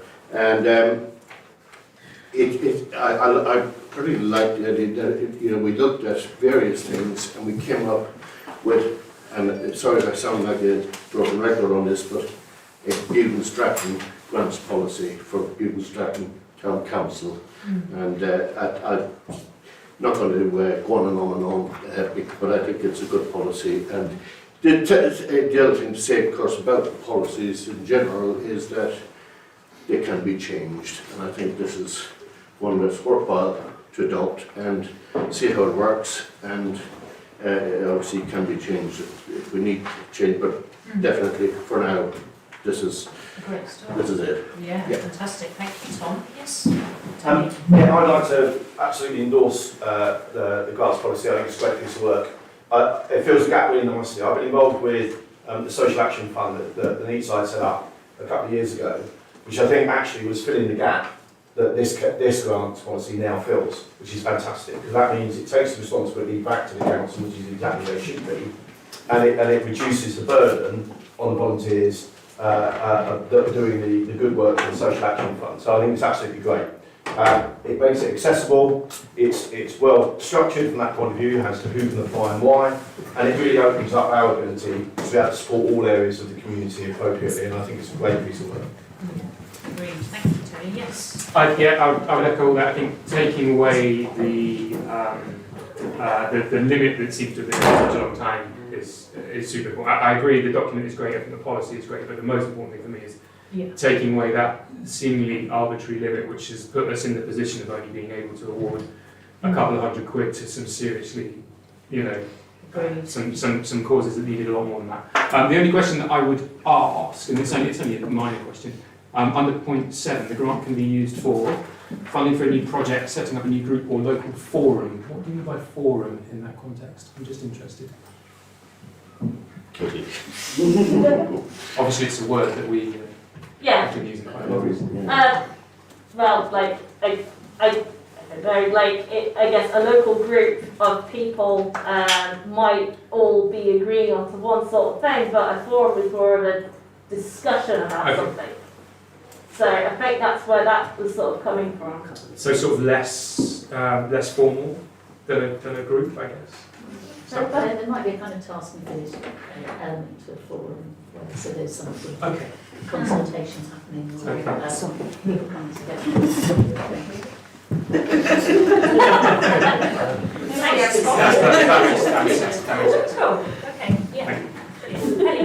I was going to say what Simon said. I think the increased amount of money that we can give now. I mean, it was slightly embarrassing at one point when we were giving £200 to like really worthwhile things. So I think it's great.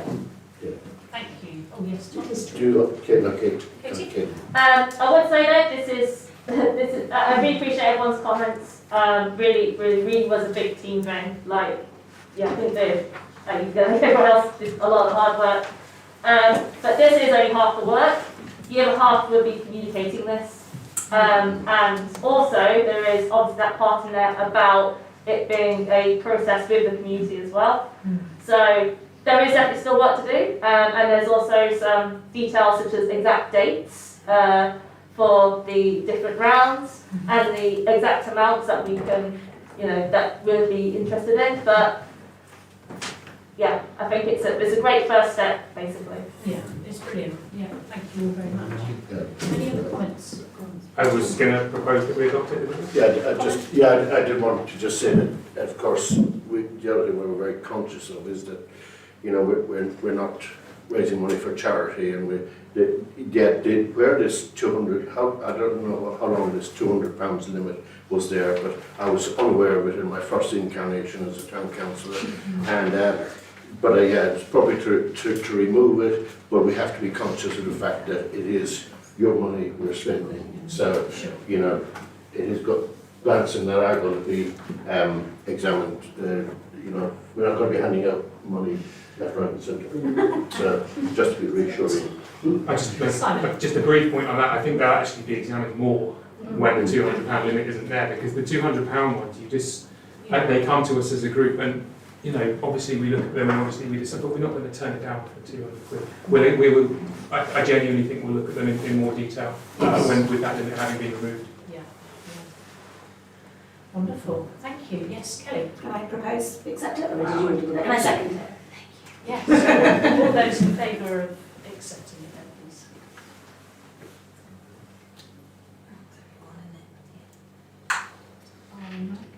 I missed Tom's eloquent introduction, so I'm going to That's because you're too busy talking. I'm sorry. Seeing as I don't know what was actually said, I thought I'd better abstain from the vote, but I'm sure I would have. So, all those against and against? Oh no, sorry.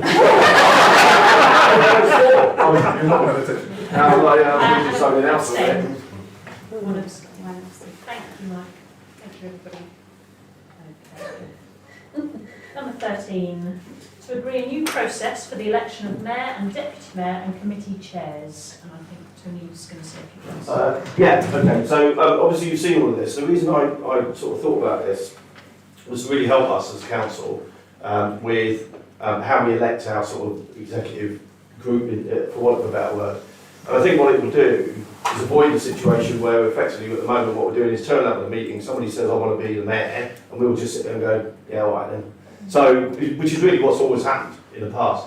So by doing it this way, where you're asking people to make a written statement in advance as to why they want to do the job and what they're going to bring to it. So what do they want to do? If they want to be the mayor, how do they want the council to look? What's the vision for the year? How are they going to work collaboratively? What are they hoping to achieve? Because I think then for us as councillors, it enables us to understand what that is. And then it makes it easier for us as councillors to get behind that. So if we're clear, it's a much more informed choice, rather than just having somebody say, well, I fancy doing a job for a year. I think we all realise the significance of the mayor and the deputy mayor's job, and the same with the committee chairs. It's important, they're really important jobs, they're key roles. So I think that whoever wants to do it should be able to put pen to paper and basically say why they want to do it and how they're going to do it. Thank you, Tony. Yes, Philippa. I've got some problems with this proposal. Not necessarily that people need to put something in advance, but I think that there's some scenarios where this might cause us a problem. So, for example, if two candidates put their names forward in advance, and then we get to the meeting and we didn't want to vote for either of them, what would be the situation then? Or if one person put their name forward in advance, and the majority of people voted against that person rather than voted for them, what would happen then? And the third scenario I can think of is if nobody put their name forward in advance, what would happen when we got to the meeting? So I think the point I'm trying to make is that I think that there needs to be some kind of fallback option where we think about the voting, we think about how we would vote between a number of candidates. So we wouldn't be just voting for our least worst option.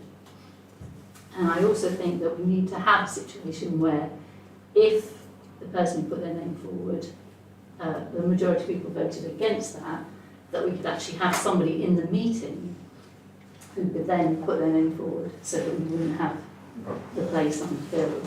Okay. So my view really is that although this policy has some very good points and some very strong points, I think that like our discussion around standing orders, we need to take this away and we need to work through some scenarios. We need to make absolutely sure that it's rigorous so that we're not left in a situation where we're in a meeting where we've got no choices, or somebody who actually most of us voted against becomes the person who chairs them, who takes the chair. Very interesting point. Mike. Yeah, that was an interesting point. Just as a follow-on from that, in every single one of those scenarios, we would be left voting for somebody who doesn't want to do it.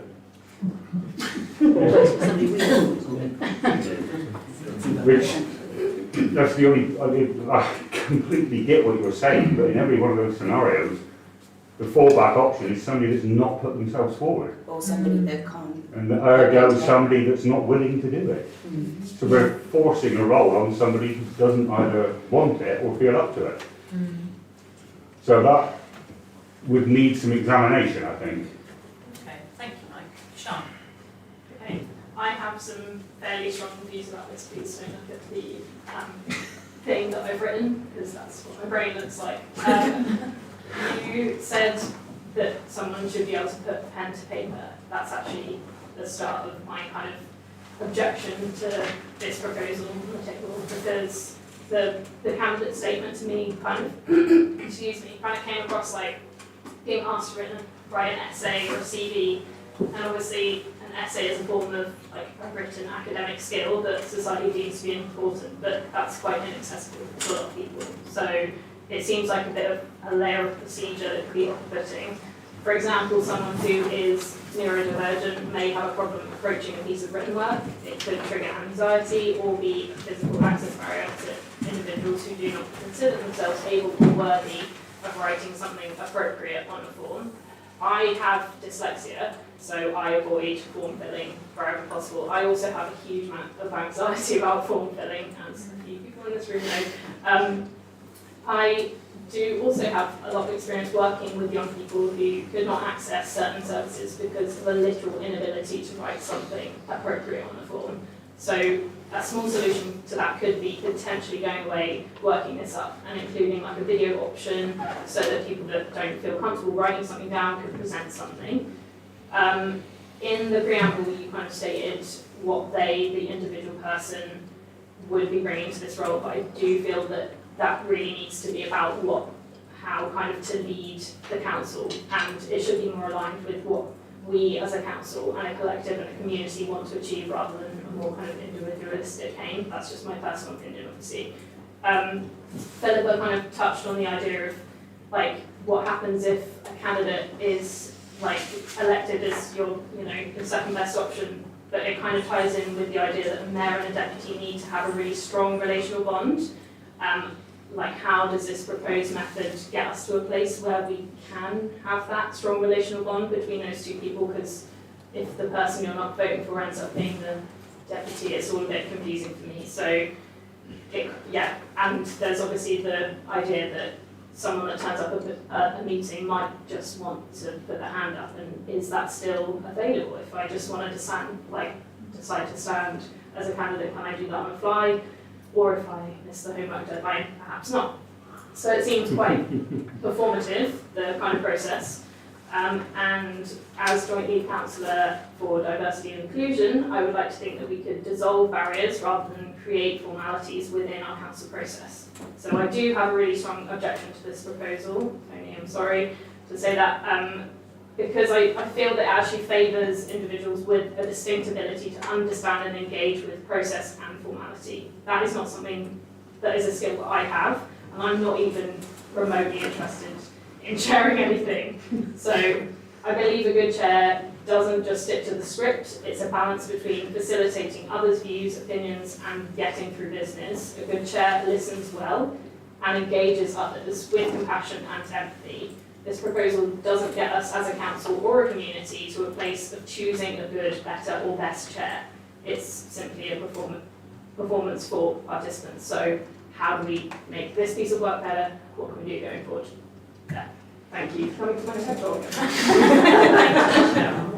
Cheers. Tom, and then I'll go over to Katie. Yeah, I take all Councillor Deering's points, but we have all actually stood for election to this council. So I don't see that it would be any more taxing or daunting. Really taxing and daunting. Had a lot of help actually. Yeah, just filling out forms. Right. Well, I'm sure that help would be available as well. So that's just a point. As regards Councillor Purchase's points, I don't see that those set scenarios would still arise, whether you put in your nomination in advance or not. You would still have a situation where there's two nominees on the night. I think my problem is that it's because you can't have anybody coming to the meeting and putting their hand up. You can't ameliorate that problem. Yeah, but if it's off-putting you're saying it's off-putting to have to put in your name in advance rather than on the night. No, I'm not saying that. So I'm not going. Well, I mean, basically, the filling in of the form in advance is just bringing the proposal forward, or to pre the meeting, so that there's something to consider when you come to the meeting. That's as I see it, and of course, you mightn't like either of the people put forward. We said, not being personal about it, but for mayor, but you have to choose I just don't see that putting your script in advance changes the situation. I suppose I didn't really explain that particularly well. If we were in a situation where we're in the room now and we're choosing a mayor, and person A puts their hands up and I'm not keen on them, and person B puts their hand up and I'm not keen on them, I could put my hand up. So I could be person C. Now, if we were in a situation where one person the current situation we've got, one person puts their hand up and everybody votes against them, another person could put their hand up and we can say, okay, we can vote for them. But if everything has to be done in advance, then we are effectively just given a fait accompli at the meeting. It's kind of either these people or nobody. So you actually have to then vote for something. I was just want to clarify that point. Actually, no, there's still the option of voting against both. Well, that's not what it says on the paper. Sorry, yeah, if nobody votes for any. Yeah, so that's what I mean about making it clear. That makes sense. So, Katie? I am completely supportive in the whole concept of having as much information up front as possible. Like if people, for example, if someone is away for the meeting, they can put themselves forward for something that they're away for that one instant, you know, if they happen to get COVID, for example, you know, then I think that is critical. But as other councillors have pointed out here, there's a lot of potential pits. There is basically, as I like to think, the logical programming points, and we can definitely see the points here and go, yep, this is how it can be gained in this way and that way. I think we definitely need to sort that out. There's like a logical flow we sort out there.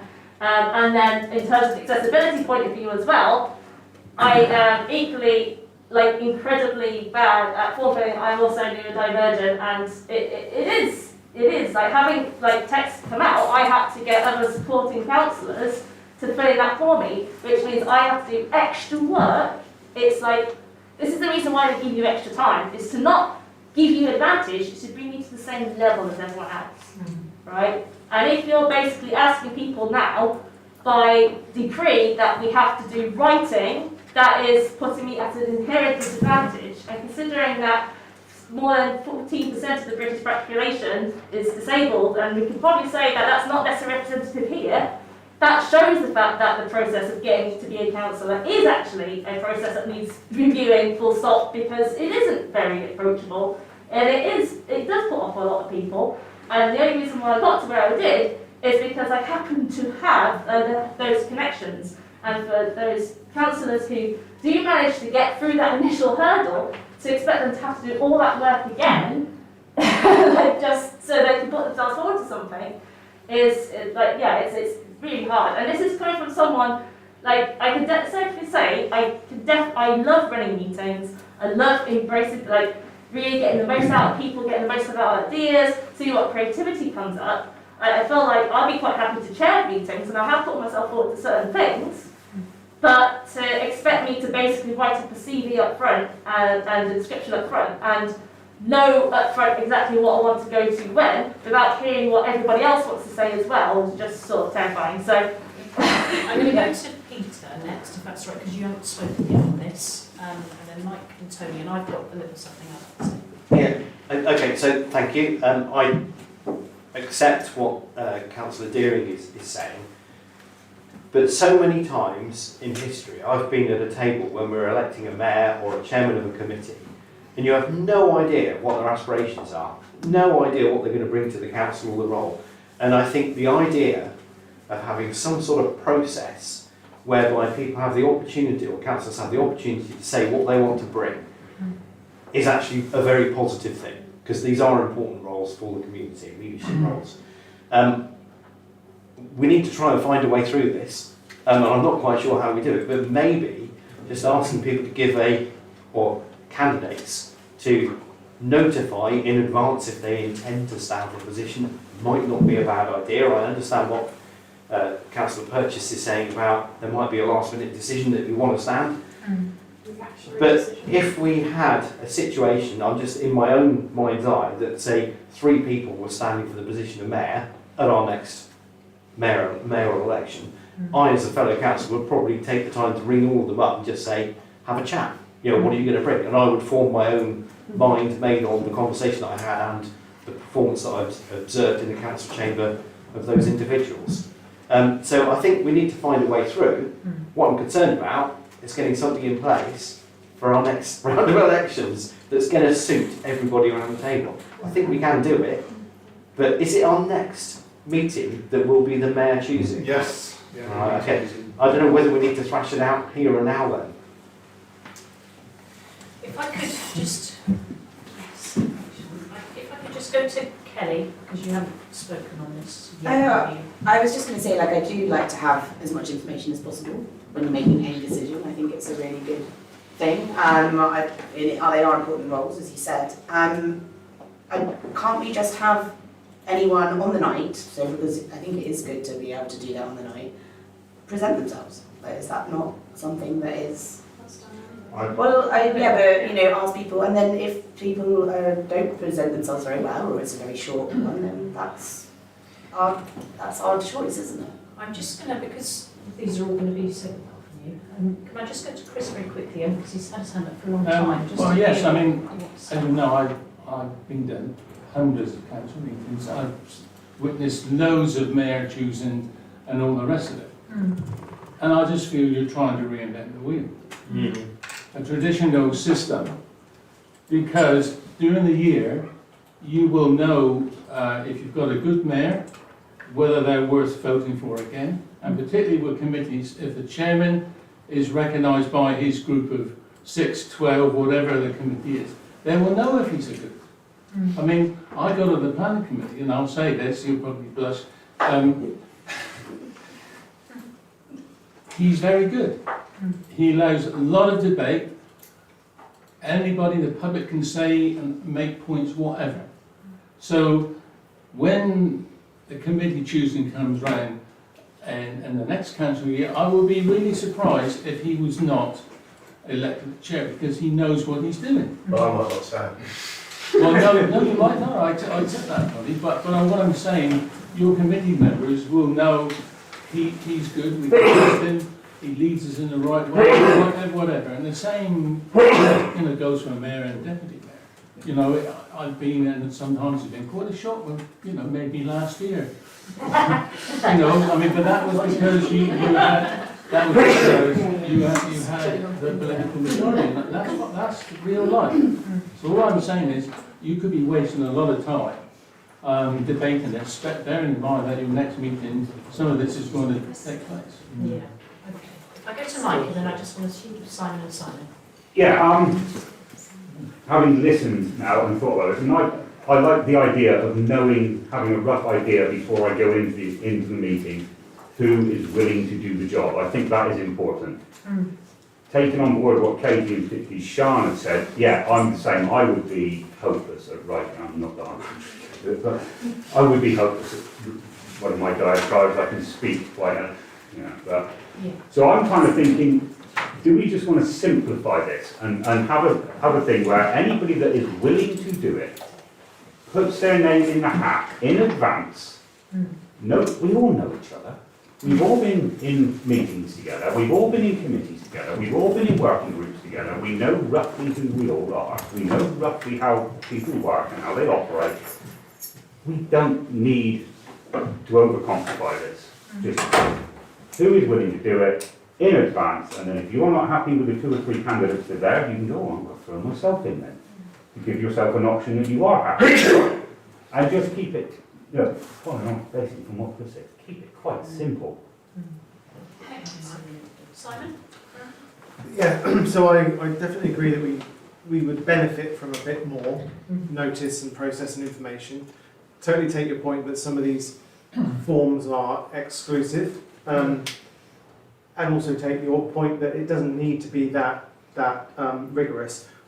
There's an interesting thing about kind of the election process we all went through, whereby they don't make the nominations public until the nominations are shut. I'm not entirely sure why that is, but presumably there's a reason.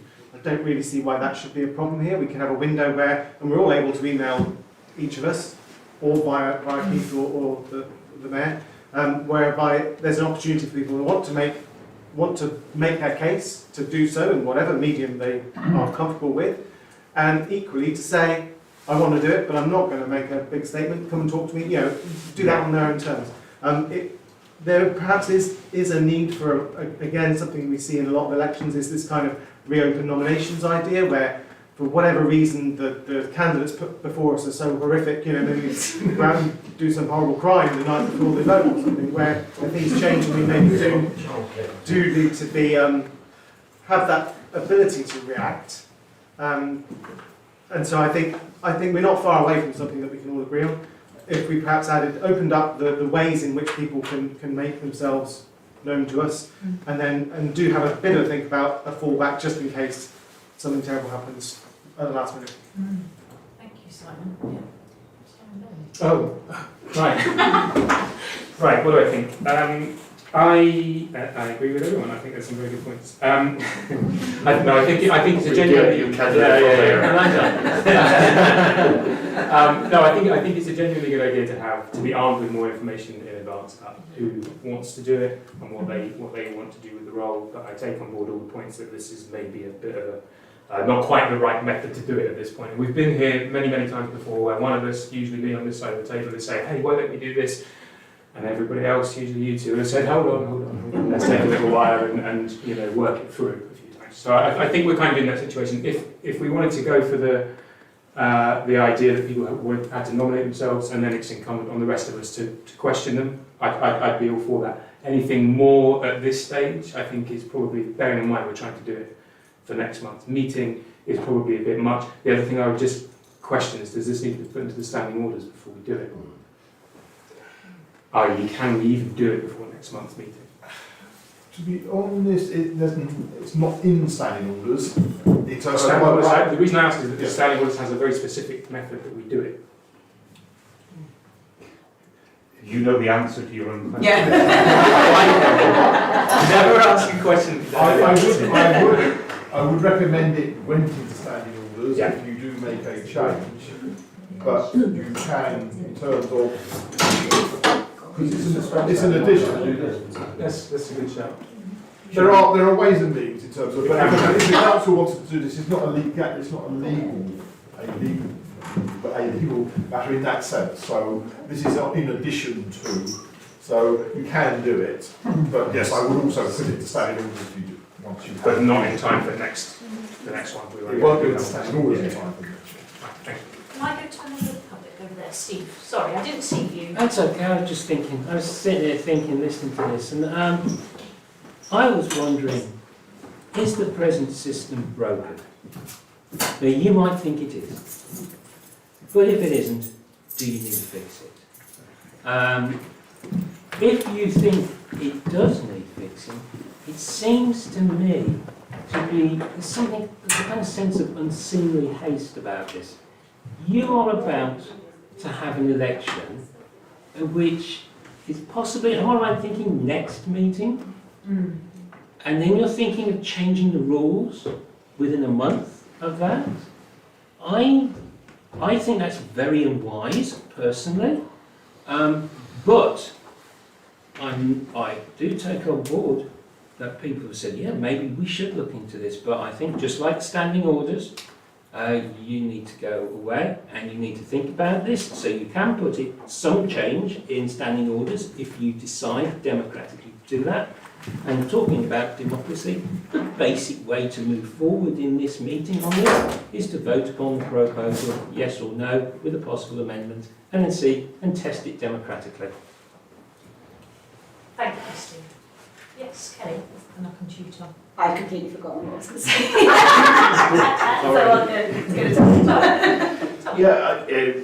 I don't want to kind of contradict or give different advice from what Keith said.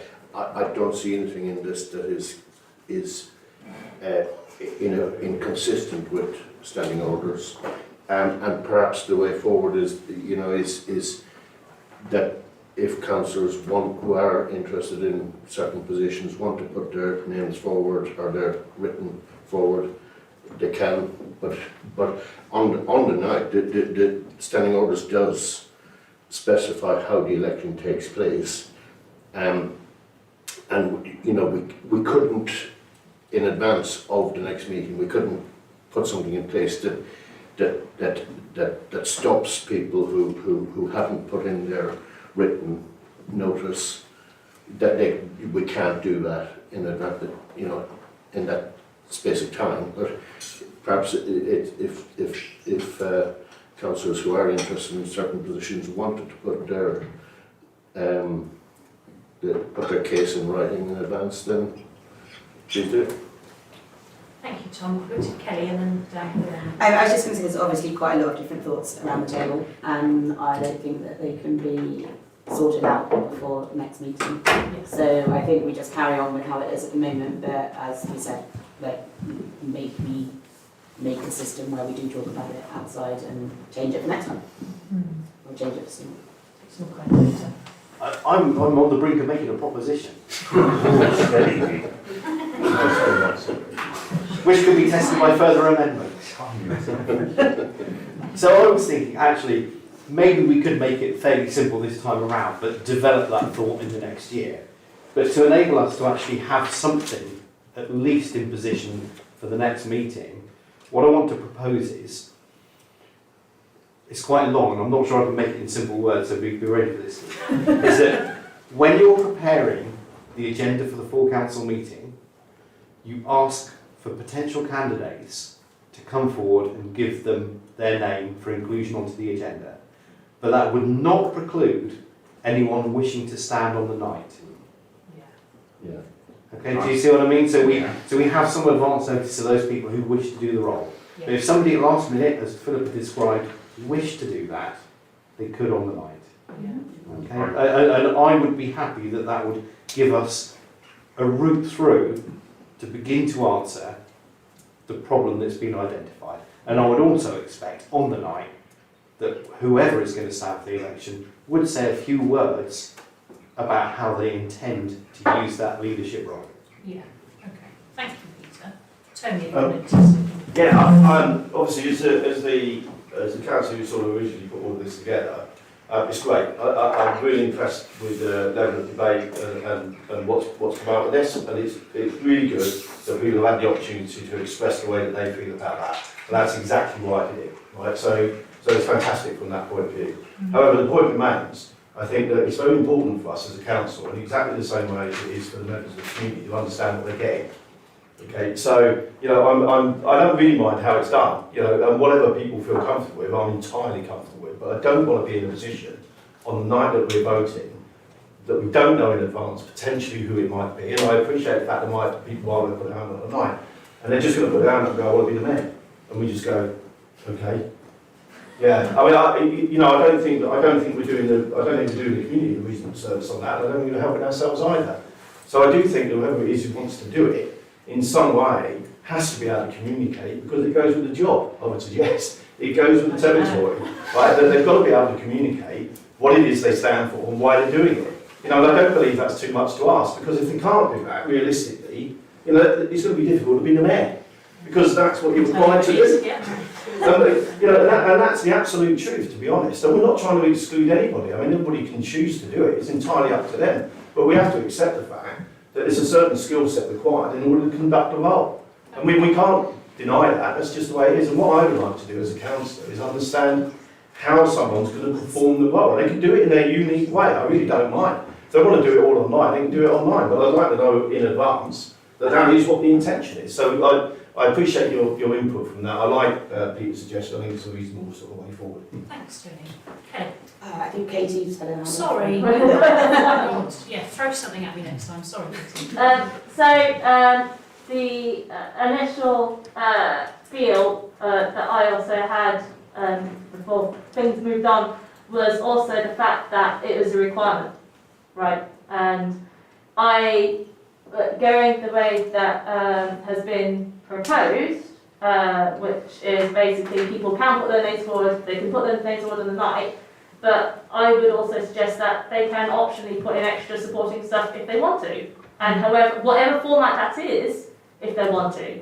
Yeah. And that's what I would add to that, and people are also, on the night, can put along stuff if they want to, and the idea is that we still have a debate on each person anyway, so yeah, that's I was just going to say a similar thing. So basically, we all agree we want more information on candidates, and we all agree we want that to be in an accessible form to everyone. Yeah. So it doesn't matter whether it's before necessarily or on the night, but if we just ask everybody in whatever medium they want, video, writing, speech, to give information, before or on the night.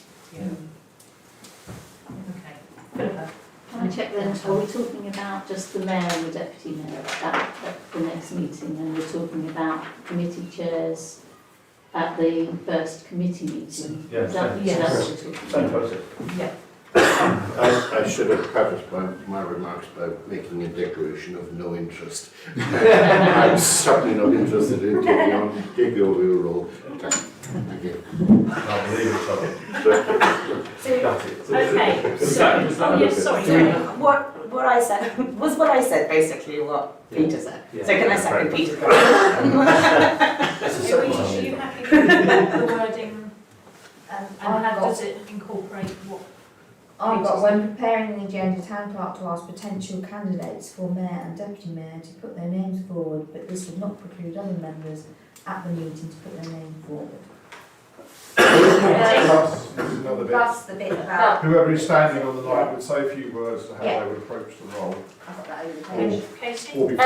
I believe it was potentially then an amendment then to just say any accompanying evidence that they want to bring before or on the night, basically, Is welcome. is welcome. Yeah. That would make sense. Yeah, sounds good. Simon? Can I just ask one question? Does that only, is the wording on that only relating to the mayoral, deputy mayoral election? Do we need to include the committee chairs No, on because that? committee chairmen don't get elected until the committee meeting. Yeah, but I'm just wondering if this resolution needs to include that. Whether it follows through onto committee. Exactly. The same principle is in committee chairs for the committees. So you're right, Just to be. Yeah, no, you're right. To be clear, that's Just okay. one question on in regards to putting yourself forward on the night. That would have to be done before we started voting on the candidates that had already been listed, wouldn't it? It wouldn't be a case if we start voting and then somebody comes along and goes, "Oh, I don't know." Well, I've already cast my vote kind of thing. Yeah. Yeah, okay, cool. Yeah. That's all Okay. it sounded. So we had a seconder?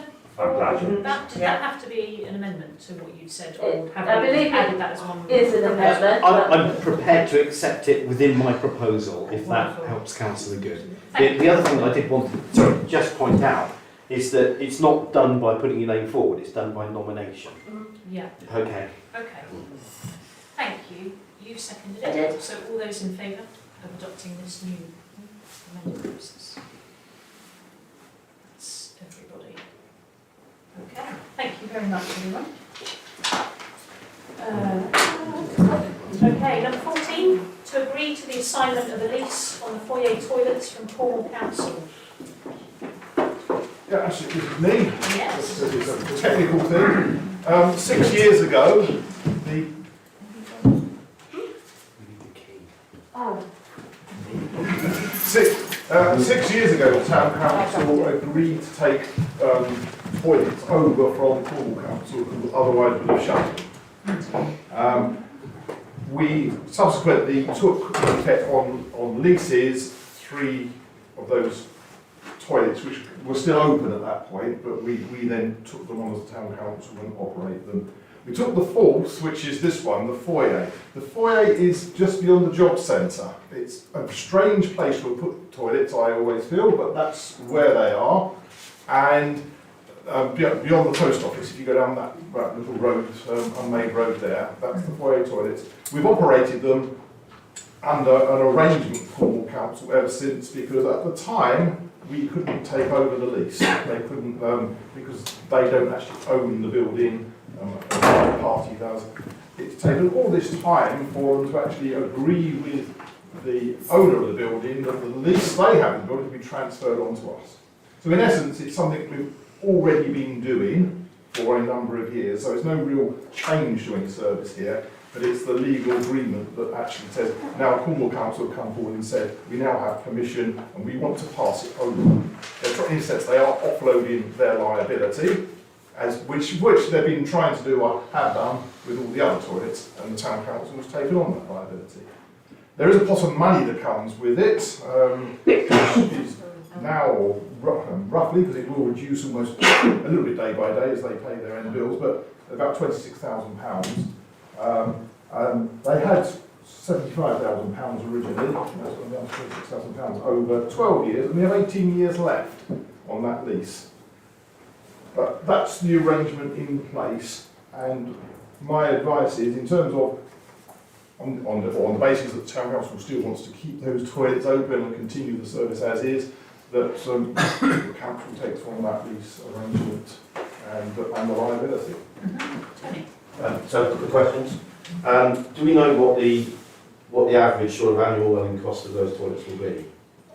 Well, I have figures from Cornwall Council. All right, well that's what we've got, that's what it is. Now, in one sense, they're looking, I don't place great reliance, they're looking at things like £600 odd in electricity and water costs. But we have gone through a time of COVID, and at some time of that they were shut for a while because they needed refurbishment. Cornwall Council actually spent £11,000 of that pot, and they got £5,000 back from the Homes Group, who were the landlord. Last year or the year before to refurbish them. So there's been some commitment as well, or some use of the funding. But that's the kind of, if in another 10 years we're probably going to have to spend another chunk of money to, whether we're replacing the hand dryers, they cost money. No, there's all those things. So I've just got a second question that leads on from that then. So my understanding is that the sort of maintenance of these is quite difficult because of the nature of the way they've been designed, that the plumbing and whatever is actually inside the property. That was one of the problems, yes. Is that going to continue? Is that going to cause us a problem, I suppose, really, in relation to the management of it? Because the plumbing, etc., is not actually in the toilets itself. It's in the building owned by somebody else. it will, yes, it will always be an issue in terms of the landlord, there's services on the landlord side of the building which we would need access to. I think the one positive is that if we had a direct relationship with that landlord, we wouldn't have to work through Cornwall Council and there, so that, and that, I suggest, is one of the reasons of delay, that we had to work through, we were only a third party, we didn't have any direct rights.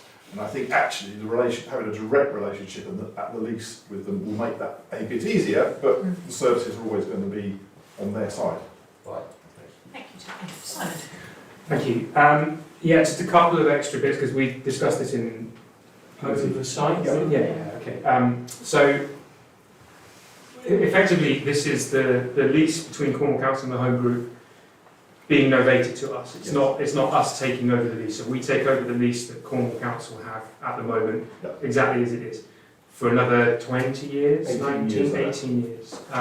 And within that, there is a clause that says there must be toilets operated on this site, operated and maintained on this site for the duration of the lease. So what that means is if we take over this lease, I'm not suggesting we shouldn't do this, I'm just putting all the information out there, we are obliged, no matter what else happens in the town centre or the triangle, we're obliged to have those toilets open. Now, what would happen if we didn't? Who knows?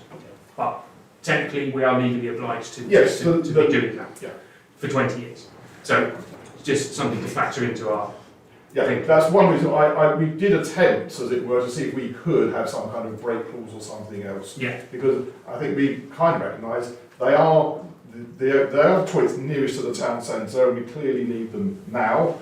In the future, there may be other provisions. Yeah. But regardless, I think my advice is the council will have to deal with that at that time. Yeah. And if you want to shut them in the point in the future because there's something else, then you'll have to enter into a negotiation about what that means.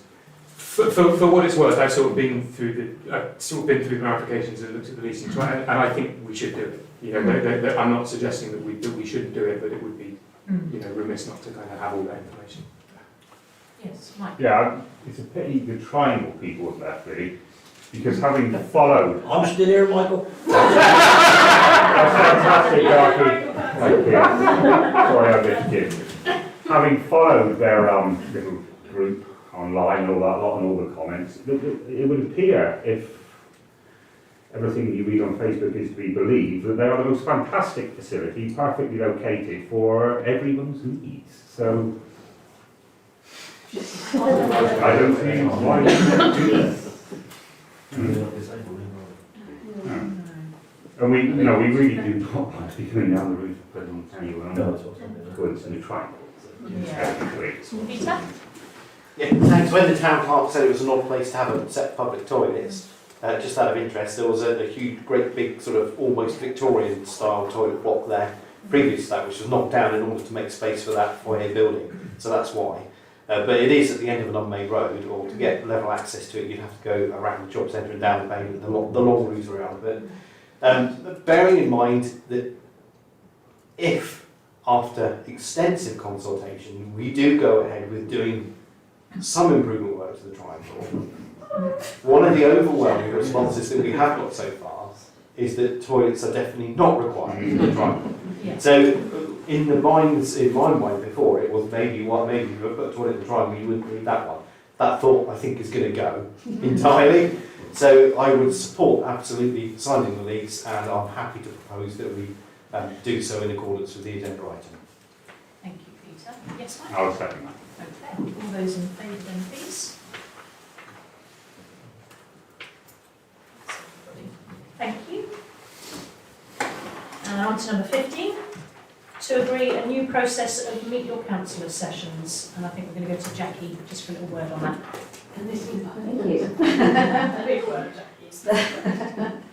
Okay, I wrote my proposal about holding regular public engagement meetings quite a few weeks ago.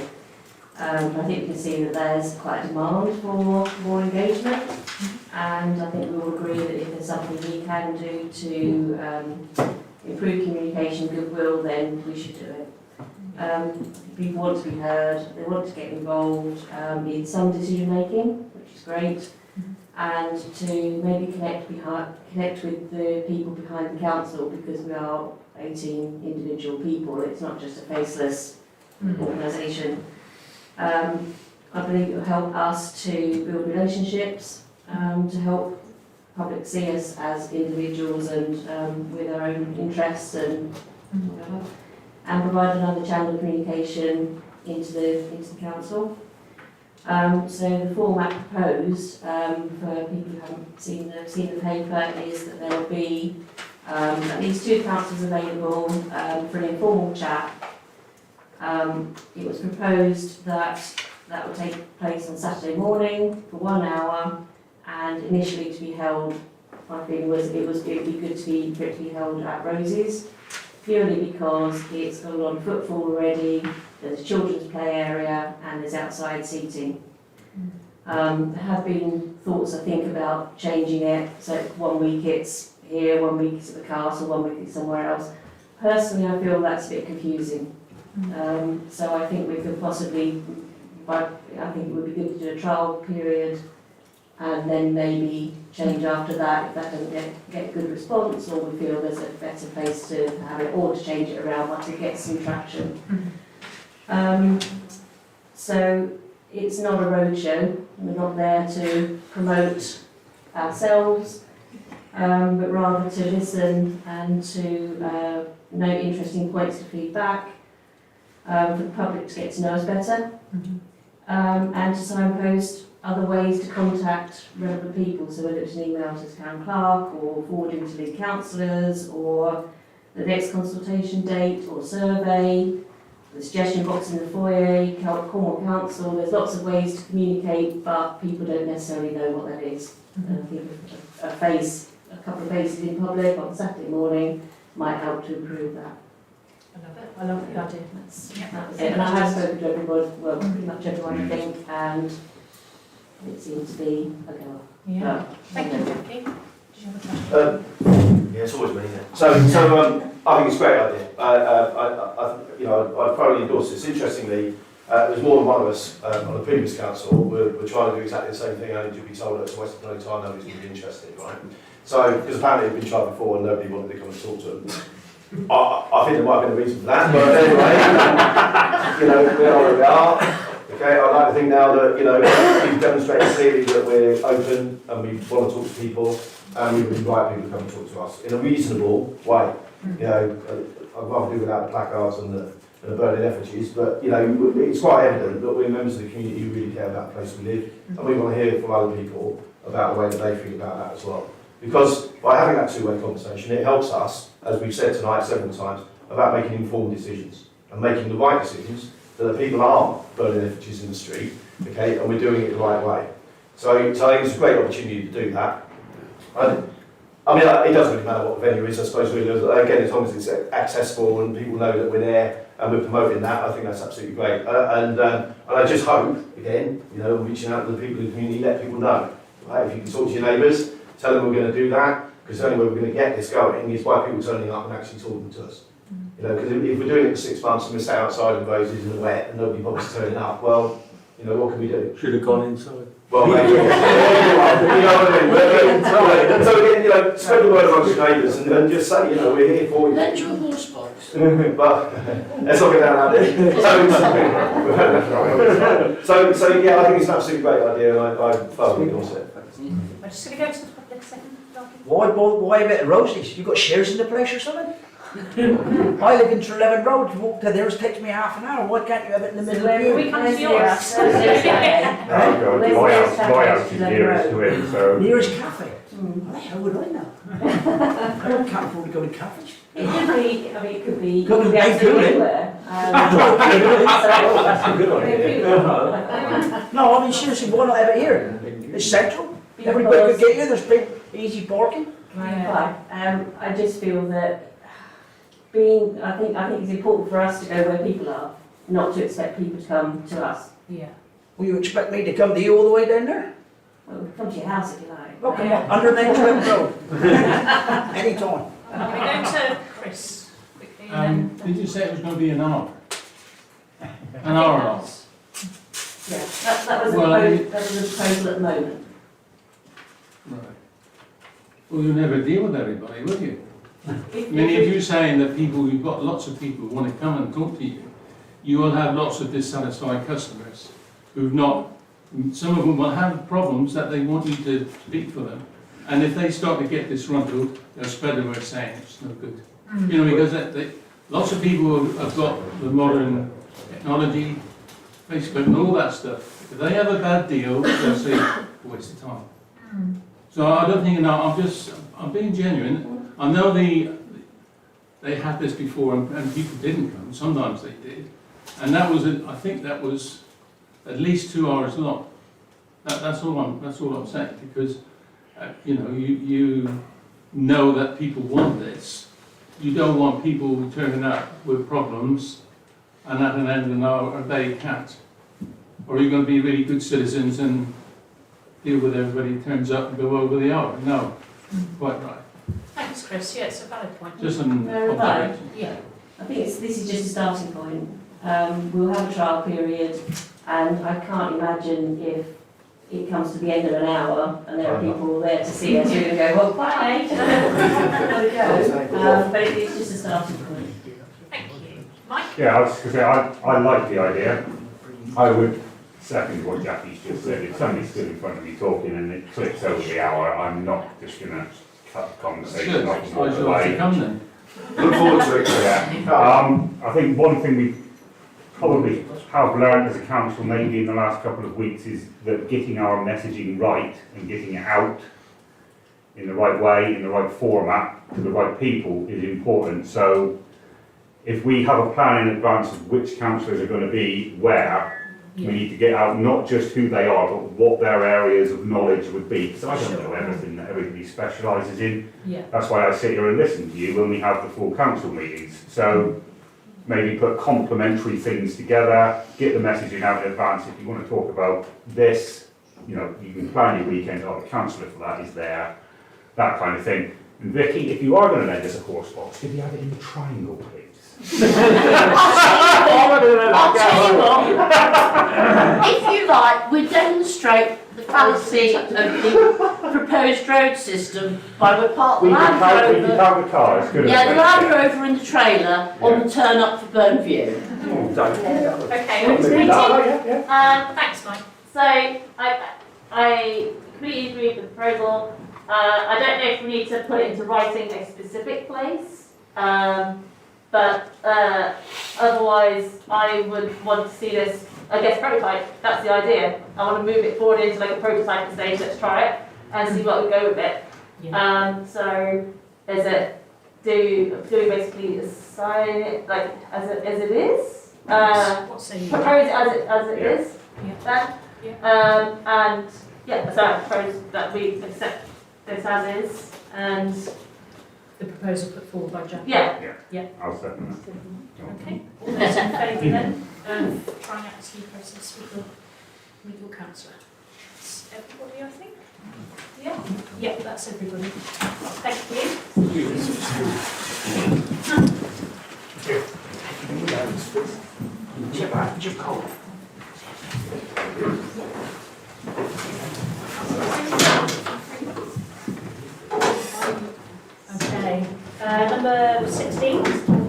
To establish a park house management forum with the attached terms of reference and agree its membership fees. Cold people, sorry. Simon Levy. Yes. So this is the next item that's coming up on our main work list as we looked at the other committee the other week, 2 weeks ago? Last week. So the idea of this is to look at the current use of the Park House Centre, do some digging alongside the staff that are there at the moment, look how it's doing commercially, how it does commercially, culturally, socially, all the stuff, get all the information together, take a look at some other places that are similar in size, in places that are similar in size and make up to Bude, see what might work, might not, work up some options, some proposals for how the park house might change or not, or develop or grow or what. Who knows what it's going to be, but it's to look at, how it's worked. 3 phases, look at how it's working at the moment, look at some comparable places and see what might work and what might not at the park house, and come up with a bunch of stuff that we'll bring back to full council and toss some ideas around. Fantastic. Thank you, Simon. Okay, so any questions from Tony? Yeah, is this, because you mentioned bringing it back to full council, so is this working group as an offshoot of the oversight committee or an offshoot of full council? Offshoot of full council. Okay. I think that's right, no? Yeah, it is. Yes, Philippa. I have a feeling that probably in terms of interim reporting, it might report back to the oversight, but the proposal, whatever proposals actually come up, are definitely full council. Yeah. So it's a working group from the oversight committee. It's a forum. Well, we've got it, whatever you want to call it, but it's managed by the oversight committee, not by full council. What have we got in terms of reference? I think only full council can set up a forum. This is why it's here this evening, in that it has to be set up to full council, but obviously I think we're in a halfway house in terms of as Councillor Purchase just said, in terms of the thinking was oversight would have oversight of general progress, but the actual outcomes, if any, are a full council decision. It will report back formally to full council with its recommendations, if there are any recommendations. So I would put that as directly under full council, but reporting back to oversight. I'm not going either way as long as we're clear on how that's supposed to work, what that looks like. I haven't got a problem with it as long as we all understand how that looks, if you know what I mean. Yeah. Because ultimately then what we're going to get, I suppose, again to be clear, that the proposal will come from the oversight committee and not from the forum then. Actually, no. My understanding is that forums stand under, in terms of reporting of recommendations, this is forums stand under full council. I think. So why is it going to be the oversight committee then? The oversight, in terms of, we're trying to, in terms of progress. If you remember, we are struggling with the size of agendas, and we're trying to keep them into how we manage them. So in terms of just making sure there is progress of the work of the forum, that it's actually doing work and progressing, rather than bring that back to full council every month, oversight has that role of just understanding and making sure that there is progress. So surely it would just be tidier then for the forum just to report the oversight committee and then the oversight committee make the proposals. Because otherwise you're just confusing the issue, surely. I mean, I don't mind either way, but it just seems unnecessarily complex. You know, if the oversight committee own what happens with the park house, and you've got a forum setting up looking at what the park house does, and then report back to the oversight committee and let them make a proposal to full council. Why split the difference? I don't see what that's achieving. Keep it neat.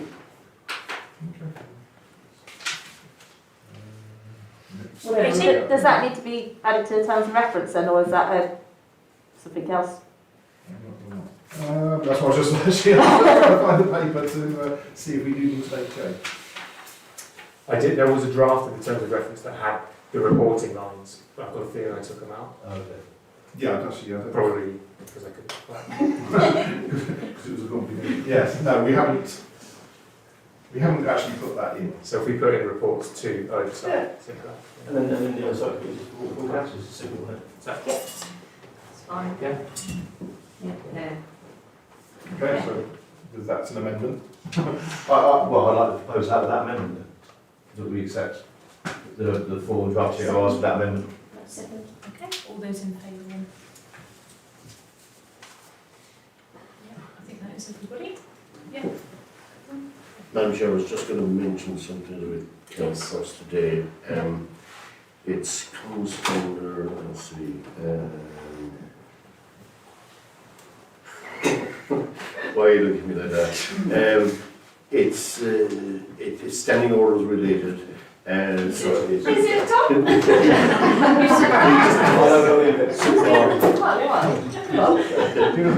It says that here somewhere,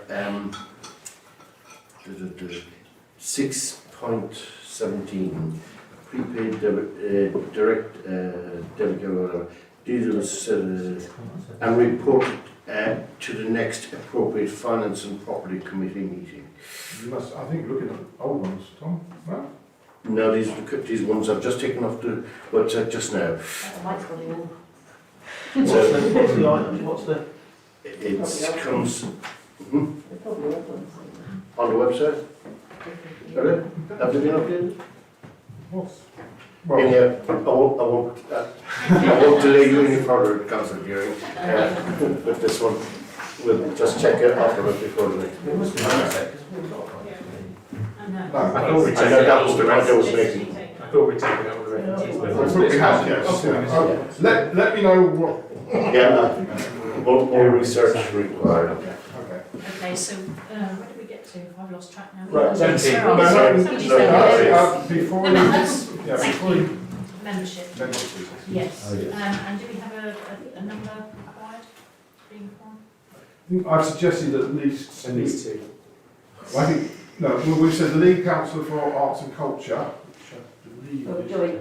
We're joint leads. It was never actually formalised. I was going to say, We've just been out here. yes, I've only got one on my list, which. My only Councillor problem Diddley. is I'm going to be away for the next 5 weeks, so if this is going to start now, I'd love to be on it, but I'm not going to be here for at least a month. You should still be on it, no, that's. So Yeah. yeah. But But what I I- mean, yeah. I would be very happy for Simon to take the lead. Well, you need at least 3 councillors to be named, otherwise, because then that is a group. And then I think beyond that, you can either have other volunteer named councillors now, and as we've always said with forums, councillors can attend a forum, you don't have to be a member. But I'd like these 3 names that I can actually talk to, and then I've got that. Hands up, please. It's a question or I want to be on it.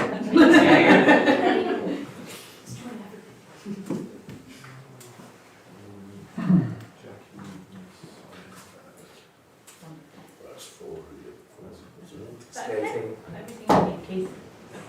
Is that Jackie, Simon, Sean and Karen? Yeah. Yeah. Suppose they should actually be appointed. They're the nominees. Yes, so all those in favour of those people forming that group? Yes, you can, yeah. You can do so. Declare it into all those in Thanks everybody, thank you very much, thank you.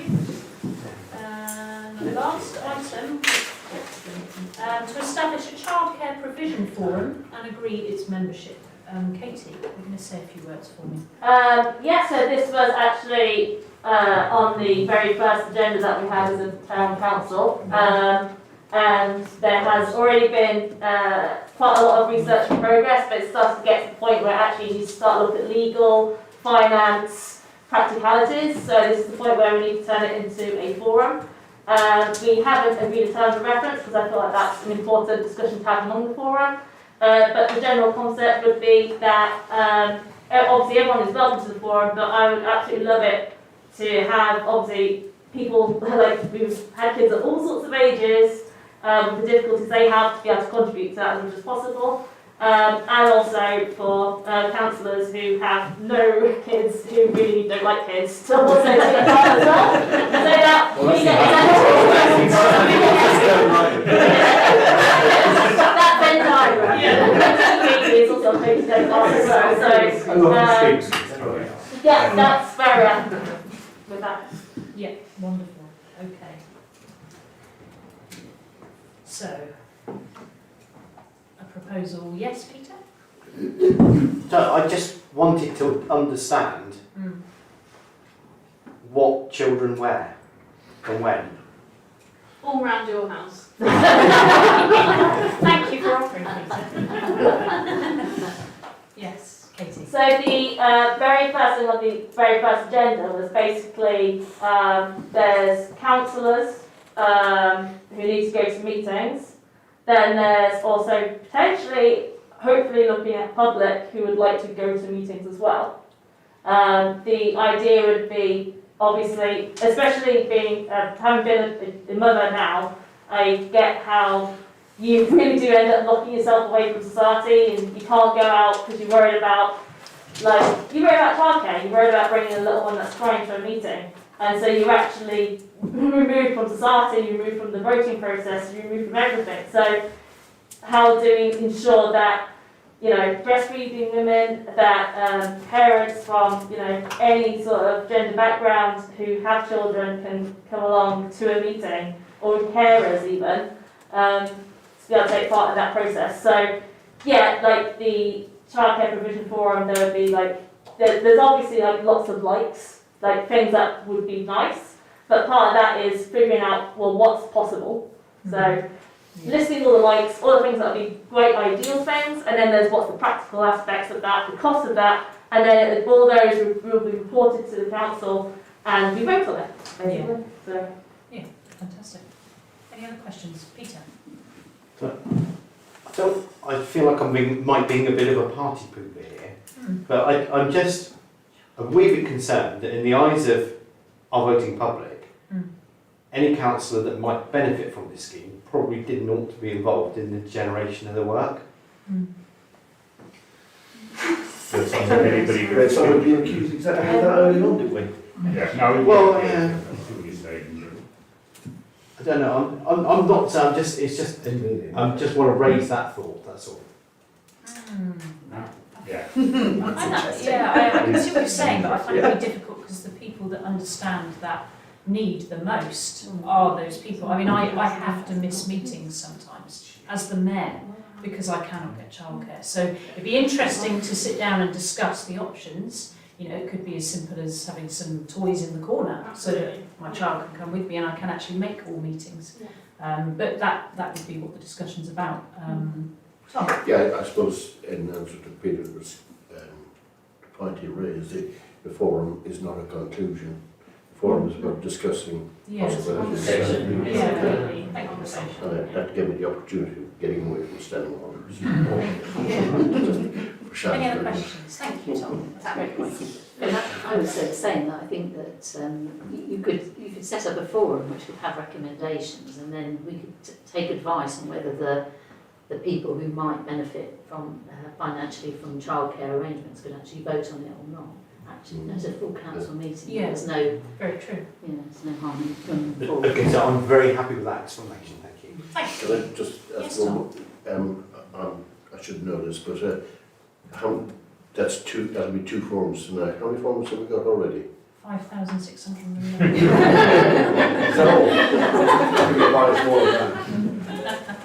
We are in a bit of a state of flux because we have some working groups from previous, which aren't technically forums, but we are about there. But I do rather hope or expect that the grant policy group has now finished its work. Yes.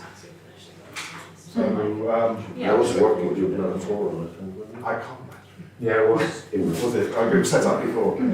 I checked the information before I said that. Okay. Okay. So any other questions for No? Yes. Who's going to pay for this?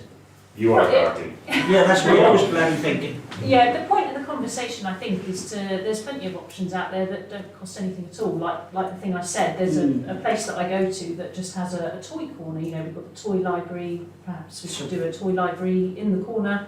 There's a lot of options to talk through. Not all of them need to cost money. That's the point of the forum, to figure these things But out. it'll end up costing money for sure. Yes, Jackie. I just want to make a point. I just want to make a point that we all have an allowance. Excuse me. Sorry. Yes, I'm actually trying to answer directly to you, but we all are allowed an allowance, a monthly allowance, and I don't claim mine. No. So there are. I mean, it's very small, but there are lots of things that we don't take that we are entitled to. So. I think the best thing to do is if people put their name up for election, they should put down if they've got children or not, because then we won't vote for them because it costs money. Wow, thanks for that.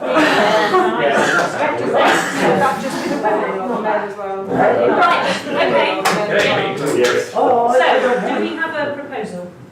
Yeah, I propose. Yes. I'll propose it. Yeah, oh, sorry, so establish a chapter, so yes, we're going to agree it's membership. Yes, so how many people would we want for this? Just put up hands if we're interested. I think you Vote for it to if you want exist. well, you can either do it, if you want to do it in one hit, you're voting for it and a membership, or you can just vote to have it and then set a membership. Let's do the one at a time then. So vote in favour. So proposal to form a childcare provision forum then, first of all. Did I have a second? Did we have a second? I'm confused now. I think I proposed it against Yeah. second. Oh, fine. Fair enough. So all those in favour then, please. That is everybody, I think. Yeah, okay, thank you everybody. And hands up for membership to said forum. I might be a bit busy sometimes. Because I've got children. But I'll try. Yeah. Can I just say that forums, of course, it has kind of a mix of councillors and members of the public. Yeah, And yes. I suspect there's one member of the public there. Then You're very welcome to join us. I'd be keen to join. You're very welcome to join because it's a forum. The members of the public are invited in as well. So if you would Like what, children? Yeah. Christ, they're these bad dogs. Okay, so have you written down there? I've got Kelly, Sean, Katie, Simon Beverly and yourself. That's what I got. I think that is it. Do we vote? We did. Oh no, we No, didn't. put your hands up. Well done, Yeah, well yeah, done. yeah. Keeps me in order, yeah. I'll propose that membership. Yeah, and I'll second that. So all those in favour, please. With Mr. Jones. Excellent. Thank you all very much. Okay, I think we are there now. So thank you all, and meeting is officially closed. Fabulous, thank you. And we now